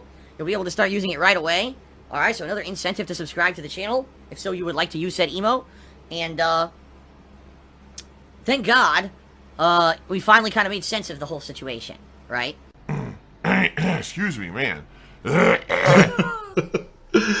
thing to add, right, is, and this is what I think Phil's true motivation is, besides profiting off of it, is that if you can try to explain it away, it loses not its power, if you will, but it loses its value.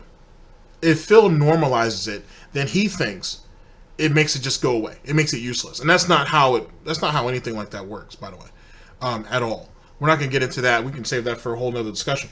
But that's not how that works. But in his own mind, oh, I have it explained. You guys know the backstory. Now I can profit. Nah.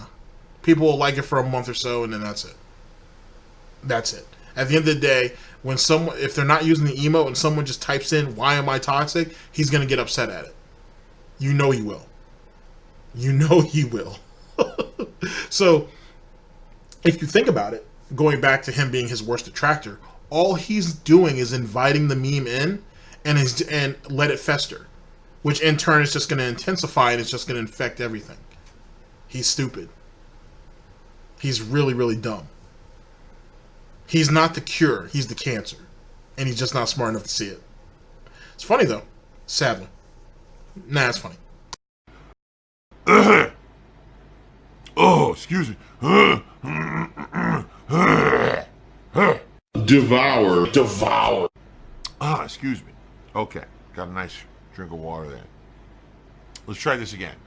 Continuing on, the Honest Troll cheered and said, can we get an incident and a T-pose emote as well? Let's turn these into positive memes as well.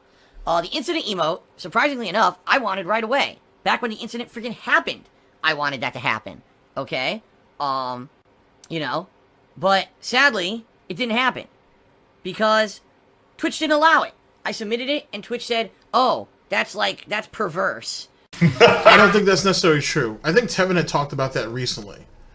But that's not necessarily true. I think I don't think he tried to pass it off right then and there because he wasn't even on Twitch when that happened. Right? He was on YouTube. He was actually on YouTube when the flapping happened. When the flappening happened. When Flappening 2, Second Squirt, when that happened, he was on Twitch. Because that was during his Mario Sunshine playthrough. The one he tried to scam people out of, by the way.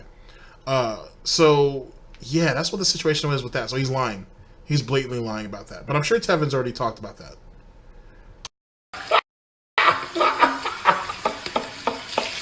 And we know what that is, so we're not going to allow you to do that as an emote. Twitch completely cock-blocked us, and wouldn't allow me to do it.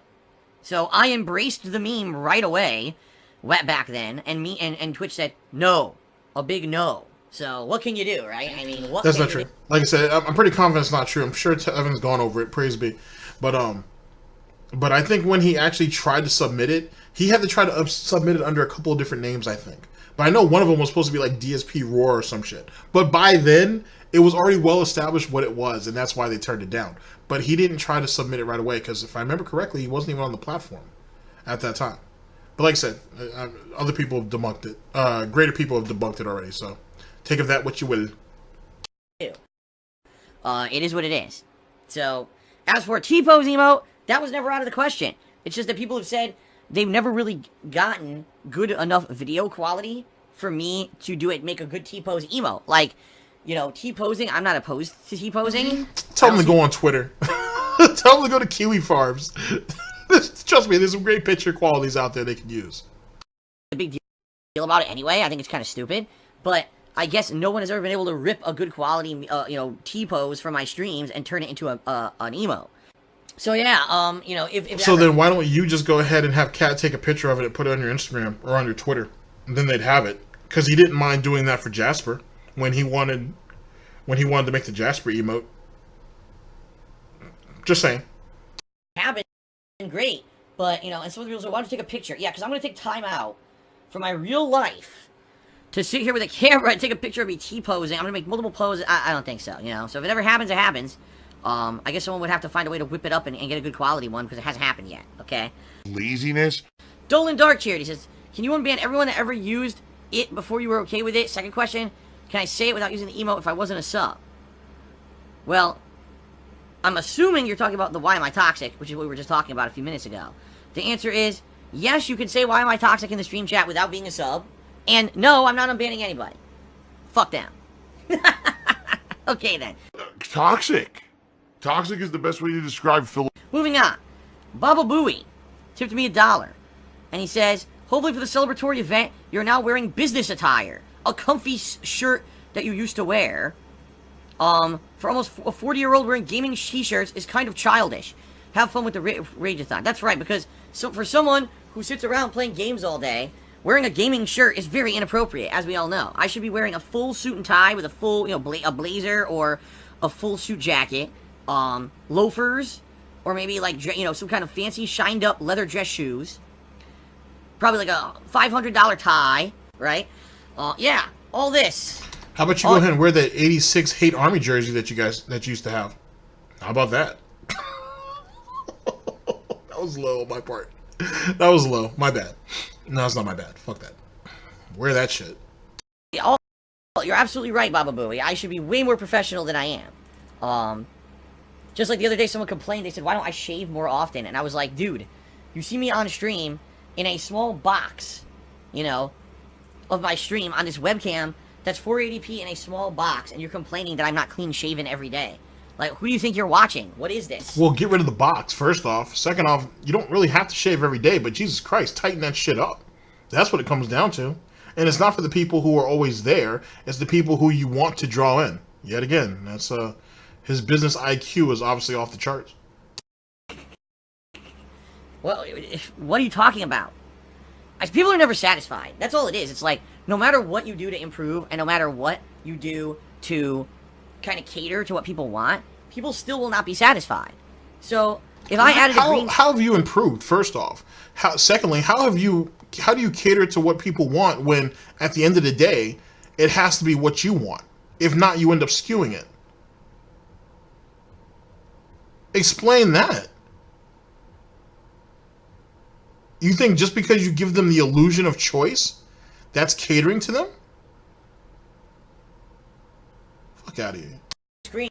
The next thing would be, you know, you didn't do this. If I did this, then the next thing would be this. So, you know, meaningful stuff I usually listen to. Silly stuff I don't. I'm sorry. But so you're not willing to do anything that's profitable, so you're mad. So you're going to still continue to stay mad that you don't have the viewership that you feel that you should have because you want to treat Twitch like you treated YouTube. So we're going to go down that exact same path again.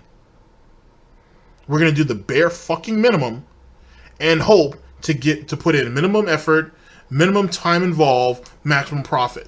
When we all saw how that happened with YouTube, the profits that he made was minuscule compared to what he could have made. He could have made ridiculous money. He could have had ridiculous reach.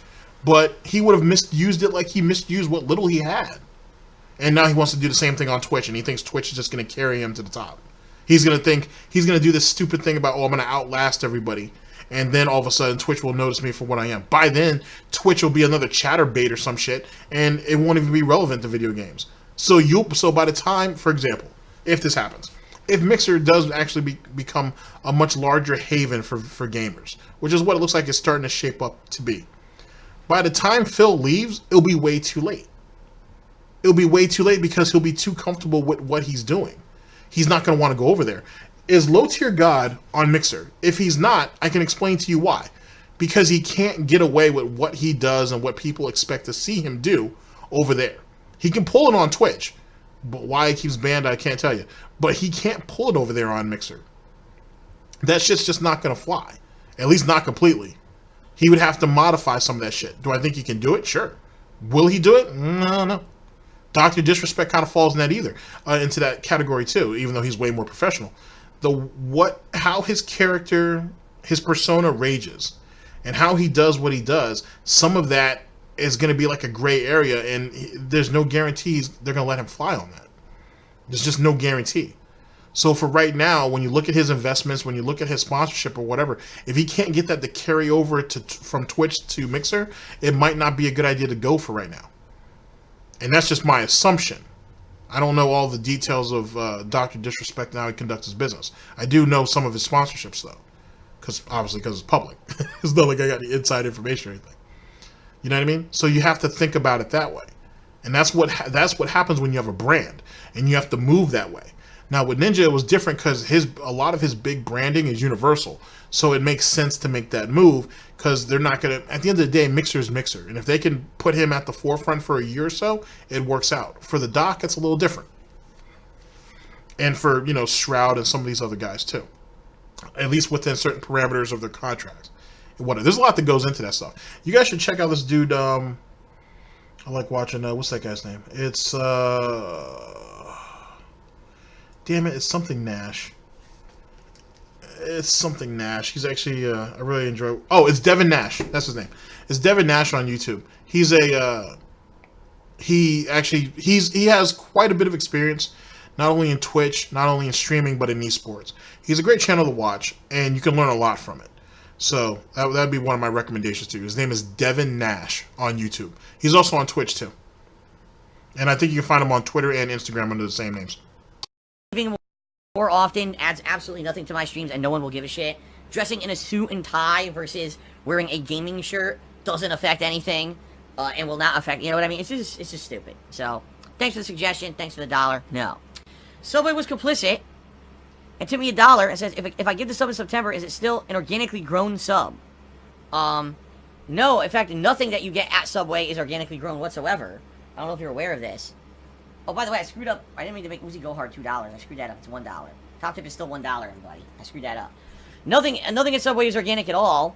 In fact, most of it is made in a factory somewhere in Zimbabwe and is flash frozen and then deep frozen for about 4 years. Then they finally thaw out that food 4 years later for you to eat. That's why the bread tastes like flavorless rubber, and that's why the meat is like waxy and nasty, That's why it's like that. But yeah, thank you very much for the $1 tip. Subway was complicit. But no, you can't get an organically grown sub no matter what, especially if Subway's involved, because they don't even know what the word organic means. By the way, I should say this. Jasper will not be on the stream yet, but later today he will be. I don't know what Subway he's gone to, but I've never seen nor could I ever describe a Subway sandwich that I've had like that. Now, granted, I'm more of a Jimmy John's type individual, and I really like Boar's Head. To be honest, they make great stuff. So that's kind of that's like my tier of things. But I don't know. I mean, for an item that's described that way, and with the disdain that he seems to have for it, which yet again killing his opportunities. If someone from Subway marketing hears that, that's gonna be ripped for him. Why did he eat it for so long? He still eats Subway. So it can't be that bad. But you don't want to promote it, though. Gotcha. Whatever. Do is, for the first half of today when Kat's still home, he's going to be spending time with her. But later tonight, after maybe my longer break, when I come back to stream, I'll probably leave the door open. And if Jasper wants to join us for the second half of the Rageathon, he can. He'll be able to come in here and hang out. So, he's not here yet, but he may be here later. Okay, pretty cool. Philly Buckeye did a 60-bit cheer and says, forget the professional route, you should go the e-thought route and show more chest and legs to get the teen viewers. There you go. Oh! Benefit. Oh! And, where are we headed? That is disgusting. Disturbing and disgusting. Because everyone knows the teens are into seeing a 37-year-old hairy white guy with his chest and legs exposed on stream. We all know it. That's how you bring in the viewers. Thank you for the suggestion very much there, Philly Buckeye. Kanye Forces tipped me $1 and says, "Why are you being so mean to everyone? I used to think you were positive. Also, why do you always talk about fast food?"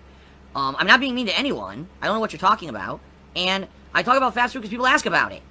I only talk about what people ask about. I don't just pull stuff out of my ass. There was a direct question on the stream today about Subway and lore about it, so I shared you the Subway lore. So there you go. I'm probably the only streamer on the planet who can actually tell you about the history of Subway because I grew up a block away from it. Something individual to me that I can actually do. So there you go. What kind of logic is that? I'm the only what, like every streamer who grew up didn't have a Subway within at least some type of distance? Or may have not just looked them up on Wikipedia? Because he lived a block away. And he was the only person who streamed in Connecticut at the time who lived a block away from it. He knows everything about it. What kind of dumbass logic is that? That's like that whole, I'm the most, he said, he's probably, not, let me reword this.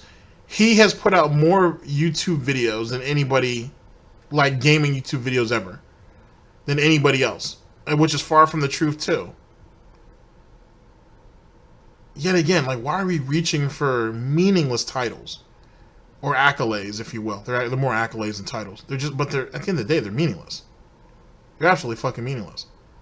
So it's funny how this guy who supposedly has so much to do with his life has to make up reasons to make you think he's important. That's not pathetic. I don't know what is.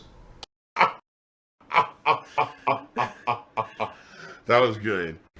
Terrible Terrence tipped me $5. Said, "Hey Phil, I have a question. What are some ways you deal with trolls? And does it affect your off stream? I don't know how you do it on a daily basis." Well, first of all, Terrible Terrence, you are the biggest tipper of the day. Thank you very much for that contribution, and let me go ahead and get you up on the leaderboard for that $5 tip. Now, to answer your question, dealing with trolls in various ways can have various levels of success. I don't want to go into massive detail about it, but in general, ignoring them works, but sometimes you can't. It's one thing, okay, some people are trolling, you can ignore it to a certain extent, but if people are derailing the chat completely or completely, doing something that's so defamatory about you on the internet, you have to address it. Perfect example of this was a few years ago.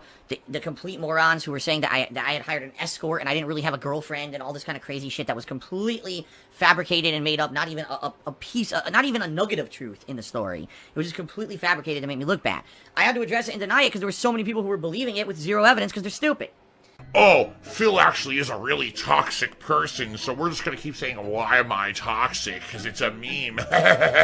So I addressed it and said, "No, it's not happening, and if you believe it, you're stupid." And then guess what? 2 months later, it was proven false, and everyone looked stupid, but of course no one would admit it. They just went on to the next weird conspiracy theory. It's just, that's how these people are. They're very odd, okay?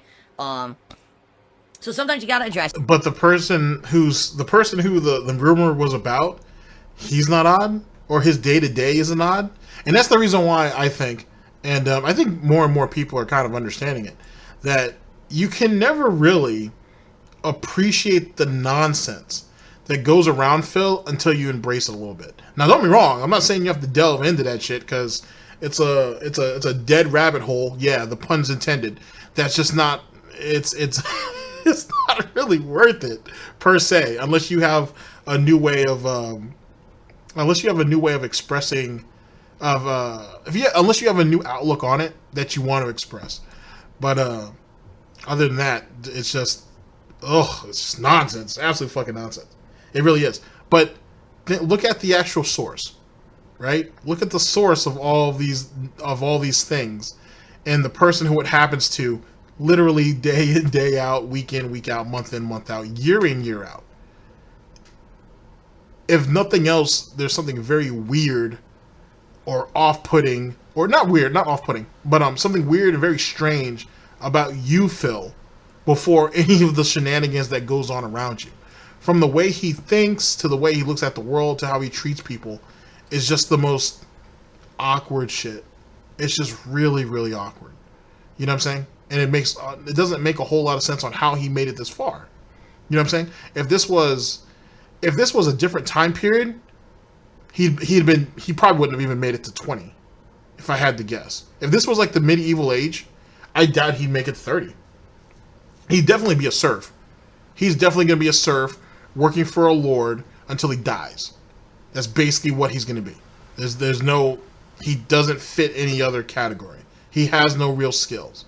Even if he was able to convince someone that he had some type of administrative type talents and or some type of military type talents, unless he can really outshine everybody else or screw everybody else over and eliminate his competition, just because of his social standings, he wouldn't get anywhere. Like I said, few people in history can do that, but Phil's certainly not one of them. He doesn't have the drive. He doesn't have the ambition. He doesn't have the will. He doesn't have the will to do that. That's it. Sometimes you don't. Sometimes you just ignore it. And that's usually what I try to do, just completely ignore this stuff. Does it ever affect me off stream? Usually not, alright? I would say there are things that happen to me that are trolling that are not stream related. So that 4 a.m. on Twitter drinking it wasn't a byproduct of any of that?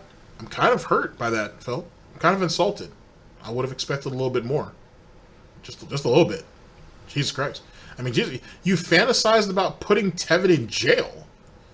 I would think that you and Tevin's relationship would mean a little more to you off camera, behind the scenes. Hurtful. Just hurtful. And the bottom line is, I don't want to tell you guys about that stuff because there's a lot of it that happens, and the more attention that I give to any of that kind of offline trolling stuff is just going to propagate more of it. You know what I mean? So... I can't be friends. What's the grossest thing someone tried to send me besides the cardboard penis? I told you someone sent me fucking gorilla feces. They thought it was hilarious. Gorilla feces. Just be rest assured that what you see on stream is just like maybe 1/10 of what I actually put up with the shit that these people have tried to do to me over the years. It really is a struggle sometimes to not lose it when these people try to fuck with me in real life too. But that's just life, I guess. There's not much you can do about it. Oh, woe is me, I'm the victim complex guy. And I've just learned to kind of deal with it and roll with the punches and enjoy the positives that I have in life and not focus in on the annoying negatives that may crop up every time to time. Okay? It's that simple. And, yeah, you're right. You may be wondering how on earth do I deal with it on a daily basis. It's pretty rough sometimes, especially having a wife and a family. And, it's not just about me. It's about the stress that it puts on all of us, People who harass my family members and everything, it's fucked up. But what can I say? I'm still here. I've toughed through it, and I'm not going to quit on behalf of some dickhead across the globe somewhere who thinks that they can get to me, I'm just going to tough through it. So thank you, Terrible Terrence, for the $5 tip. And I'm $5 richer, so thanks, moron. My wife's cat tipped me $2. That gets us up, so that's going to be $24 in total tip so far. And asked the following. What do you think about the future of content creation is in regards to Let's Plays, and also would you accept a Subway sponsorship? I don't know. I think that at this point, the term Let's Play is kind of almost invalid, because at one point a Let's Play was just anyone playing a game, and doing kind of like an ongoing playthrough, but now I think that people do gameplay in so many different ways. Like, there's some people who don't play a game fully at all, ever. They just get a taste of a game for 2 days, then they drop it. Then there's people who commit themselves to always doing a full playthrough of a game. And then there's people who do a hybrid of that. Then there's people like me who I will do full playthroughs of certain kinds of games, but other games maybe I'll do chill streams, and it's kind of a hybrid difference. So, I don't know what the future is going to hold. I honestly think that the interaction is better than doing it offline like I used to. I really think the interaction makes it better. Overall quality. You never know what's going to happen during a live stream because someone could say a funny comment. Overall quality, when we've already spoken about how but overall quality, despite the fact that we've just talked about doing things to putting effort into the streams, I should say, is not necessary. But the overall quality is still better despite the fact that no effort's put into it at all. That makes a lot of sense. That's what's paying the bills, right? Something could happen live and everyone reacts in a certain way. You don't know. There could be various things that happen, different variables that make it a better experience than just me playing a game by myself, right? I mean, back in the day when I just did stuff offline, essentially what was the biggest thing that could happen? My power went out during playing Alan Wake, right? That was about it. Now there's a crazy amount of variables that can happen. So, would I accept a Subway? His question is, would I accept a Subway sponsorship? I don't know. Honestly, it would be dependent on a lot of things. It would be dependent on what the hell does the sponsorship entail, right? Maybe Subway could win me over. Okay, maybe Subway could be like, nah, we understand that in general you don't like our food, but listen, we got a brand new sandwich, we've improved the quality, we really feel you're gonna like stuff now, let's win Phil over, and if we win Phil over, right, then maybe we, the Subway sponsorship. I wouldn't just accept Wait, you would need a new sandwich to win you over, not the money that they're going to present you for eating their sandwiches, right? You know what I'm saying? Because he's given them decent reviews on his DSP Tries This, his old ones. But they would have to make a new sandwich. What are they going to call it? The Polish pig? You know what I'm saying? The the Polish pig. That's kind of funny, actually. Are we going to call it the Philip Burnell? Are they going to slide horse meat into it? What are we going to do? Are they going to take cucumber strands and make a new sandwich called like the Jasper or the Declawed? Ooh, that'd be fucked up. But you know what they could? Oh, I'm going to be a dick about this. So what they could do is they could use little. They take cucumbers and they cut them into like small little strips, right? Like really thin strips, right? And they put them into the front of in the front of your roll, in the front of your sandwich, so it looks like little whiskers. But then at the bottom, as you know, because it's kind of rounded or whatnot, since the Jasper sadly has no claws, they would give you like what's the word I'm looking for? Like they would have to give you like a sauce for it then. They can call it the declawed sauce. It's like spicy. No, it's like tangy, but it's not spicy. You know what I'm saying? And if you want heat, they can give you another sauce for it. God damn, that's fucked up. Or they could give you like little. They could put like little slivers of onions at the bottom of the bread. And if you don't want onions, you could be like, "Can I have that declawed?" Oh shit! I'm sorry. That's not funny. I'm sorry. I'm so sorry. That's not funny. That's not funny. Oh my gosh. Anyway, you need a new sandwich though to win you over. A new sandwich. As many DSP tries as I've seen, as many of the Devour series I've watched from Snort Burnell, it would need a new sandwich to win you over. That's it. If that's the case, then you should ask to go to their creative kitchen or their test kitchen. Each company calls it something different, and go there. But that means you would have to actually embrace the business then if you're going to sponsorship. If you're going to go through and actually sponsor it, you can do that. That is a faction or a fashion of it, of that type of business. I don't know. Sponsorship out of nowhere because I think that their food sucks. I'm just being honest. I think it's terrible compared to almost every other major chain. Okay, Ooh, you know what? They could have a okay. Remember how I said that we could call it the Polish Burnell? Okay, cool. So they could actually get sausage, right? Like get Polish sausage or whatnot, and then like cook. You know what I'm saying? Cook it as usual, right? Give it peppers, onions. What else would you put on it? I think you need some type of mayo. And then... No, I mean, you need some type of mustard. Sorry. Not mayo. Ugh. You need some type of mustard for it. And then... Something Polish. I don't know. And then you need something else on it to kind of give it like a Polish kick. And they could do that. Because Subway doesn't have... like a sausage sandwich, right? They should. I've always said they should have always had like an Italian sausage sandwich. They should have gone with that, but they never did, which is kind of shameful actually. But they could do something like that. Phil could at least recommend it. He's a quarter Italian. You know, say that you want an Italian sausage sandwich or something. That would sell. You know what I'm saying? For any of you guys who are Italian or who have friends that are Italian, that's something that they love. That a lot of certain Italians like making. Just get a pan, a little bit of oil, some peppers, some onions, a couple sausages, and then like a nice soft roll. Psh, it's delicious. They could do that. Places like Jersey Mike's, Quiznos, Blimpie, if Blimpie even exists still, which I don't even know if they do. Potbelly. Like, all these places, I would say Jimmy John's is almost the same. Like, Jimmy John's really is not much better than Subway. They're almost exactly the same. But outside of that, you know... I put Jimmy John's over Subway. I think Quiznos is good. I just think it's... I think it's not worth what you pay for it. I think it's good. I think it's just not worth what you pay for it. You know what I'm saying? I think it's slightly overpriced. But, I still indulge in it. Pretty much bottom of the barrel. They're the place you go when you're just looking to save money and you don't care about the quality of what you're eating. So, you know, it would be very hard for me to say, oh yeah, I'm going to take a Subway sponsorship and promote your product when I know your product is terrible compared to everything else I've eaten. They would need to basically convince me and say, no, Phil, listen, we got this new sandwich. It's really good. We want you to try it. And if you like it, then we'll do a sponsorship. Then I would consider it. I would never push a product just because I'm paid for it. I've never done that in my entire life, and I never will. Just because someone pays Was that me- what it was called? That game that he ended up, that sponsorship ended up dropping him for, Elo Hell? Yeah, he sponsored that shit. That game was total garbage. I don't want to say it was total garbage, but it wasn't a very good game. And he sponsored that. And he ended up getting dropped from it later. So, there's a thing. And there's a lot of stuff that he sponsored that he didn't really believe in. You know what I'm saying? Just because you use it doesn't mean you actually believe in it. promote something, I would never do it.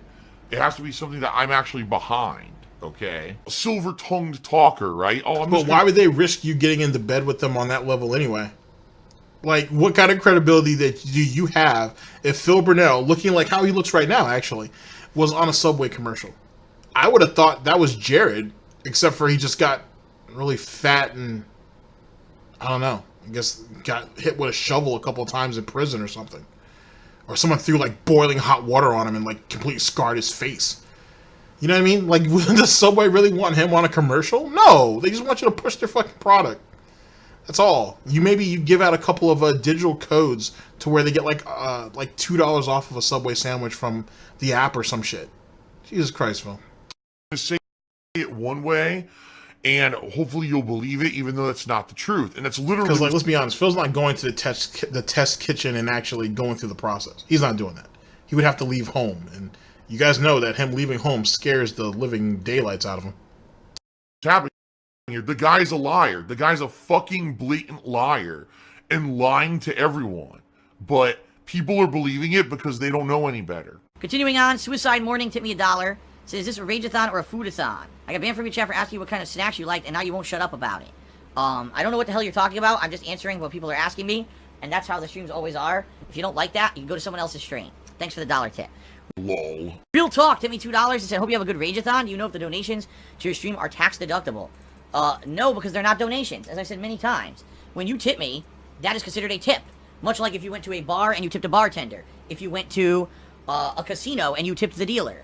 If you went to a restaurant and you tipped the waitress or waiter. That's exactly what it is when you tip me on a stream. And it's actually taxed exactly like that. And I have to pay taxes on it just like that. Okay? So it's then that would be the equivalent, his words, not mine, of you going to like a Subway. Because Subway, they have like a little tip jar for you. It's optional. So that's like...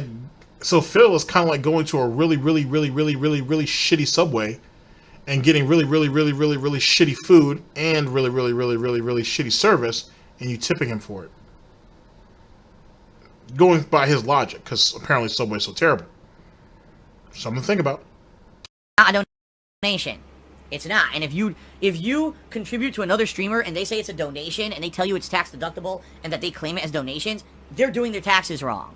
Just being honest, they're doing their taxes wrong. In the United States of America, it's considered a tip. That's how it needs to be. And I wouldn't be surprised if taxes come to bite these people in the butt, you know, in the future, if that's how they're all doing it, because it's wrong. Okay?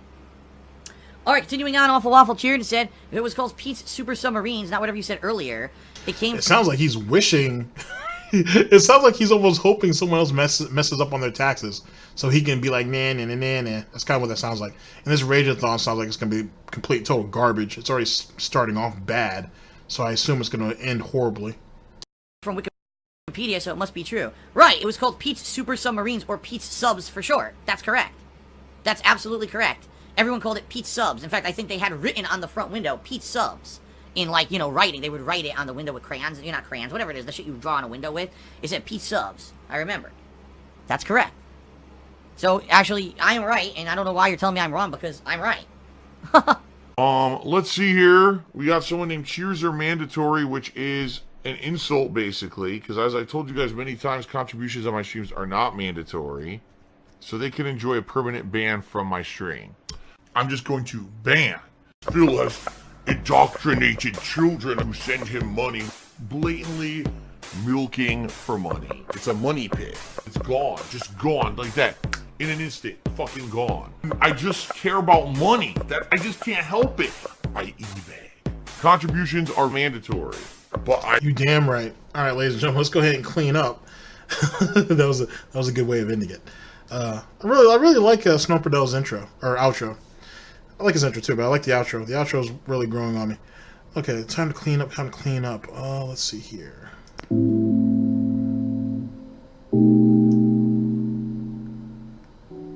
All right. Okay, let's go ahead, put that there. I can drop that. Thank you yet again, Snort Burnell. Very much appreciate it. Go ahead and move that out the way. All right, so what do we take from all this? Oh boy, there was a lot to cover there, ladies and gentlemen. The Genesis Mini, the new donator, is basically going to get ripped off of their money. That's a shame. I don't accept challenges. Oh, I guess he's not going to accept challenges that month. Could have done it the following month. It's not like the guy needed it right away. The current self beating his past self. Well, they were both a joke in their respective time periods. So who cares? Sub-Tember is a very good opportunity to make a whole lot of cash if he markets it properly. He won't. So rip to that. Feeling the green vibes. We'll see how he feels after the 15th. We'll see how that works out. And the Why Am I Toxic emote, thinking that if he makes an emote out of all these memes, it takes power away from it. It don't. And all he's doing is just bringing the negativity, allegedly, closer to him. Putting effort into his streams, yet again, ladies and gentlemen, treating it like an old YouTube video. It has no value. It has nothing to, no long-term substance to it, and he'll fail, just like YouTube. And there's nothing that can change that. And as a fast food expert, he hates Subway, despite the fact that Subway is going to bring a lot of money to him this year, or this month anyway. You know what I mean? And could have future implications if he would be open-minded about it. But he's not, because he's a bitch. And he wants to be catered to by Subway. Like, they're going to do that. I say, didn't they already help one pedophile? Anyway, ladies and gentlemen, thank you very much for listening, and I very much appreciate it. I hope your day goes well, as it should, to be perfectly honest with you. And I'll see you guys for the next broadcast, whenever that may be. Hopefully sooner than later. Ladies and gentlemen, this is DSP News. Always late, never breaking. Unreliable coverage that you can't count on. A GTG Network of Productions for the Snort Report. I'm your host, /anchor, GTG, and I'm signing off. Take care of yourselves, guys. End the broadcast. Oh, don't forget about the Detractor Awards and the Universal Ultra Street Fighter 4 tournament. At least any feedback will be welcome. Haha.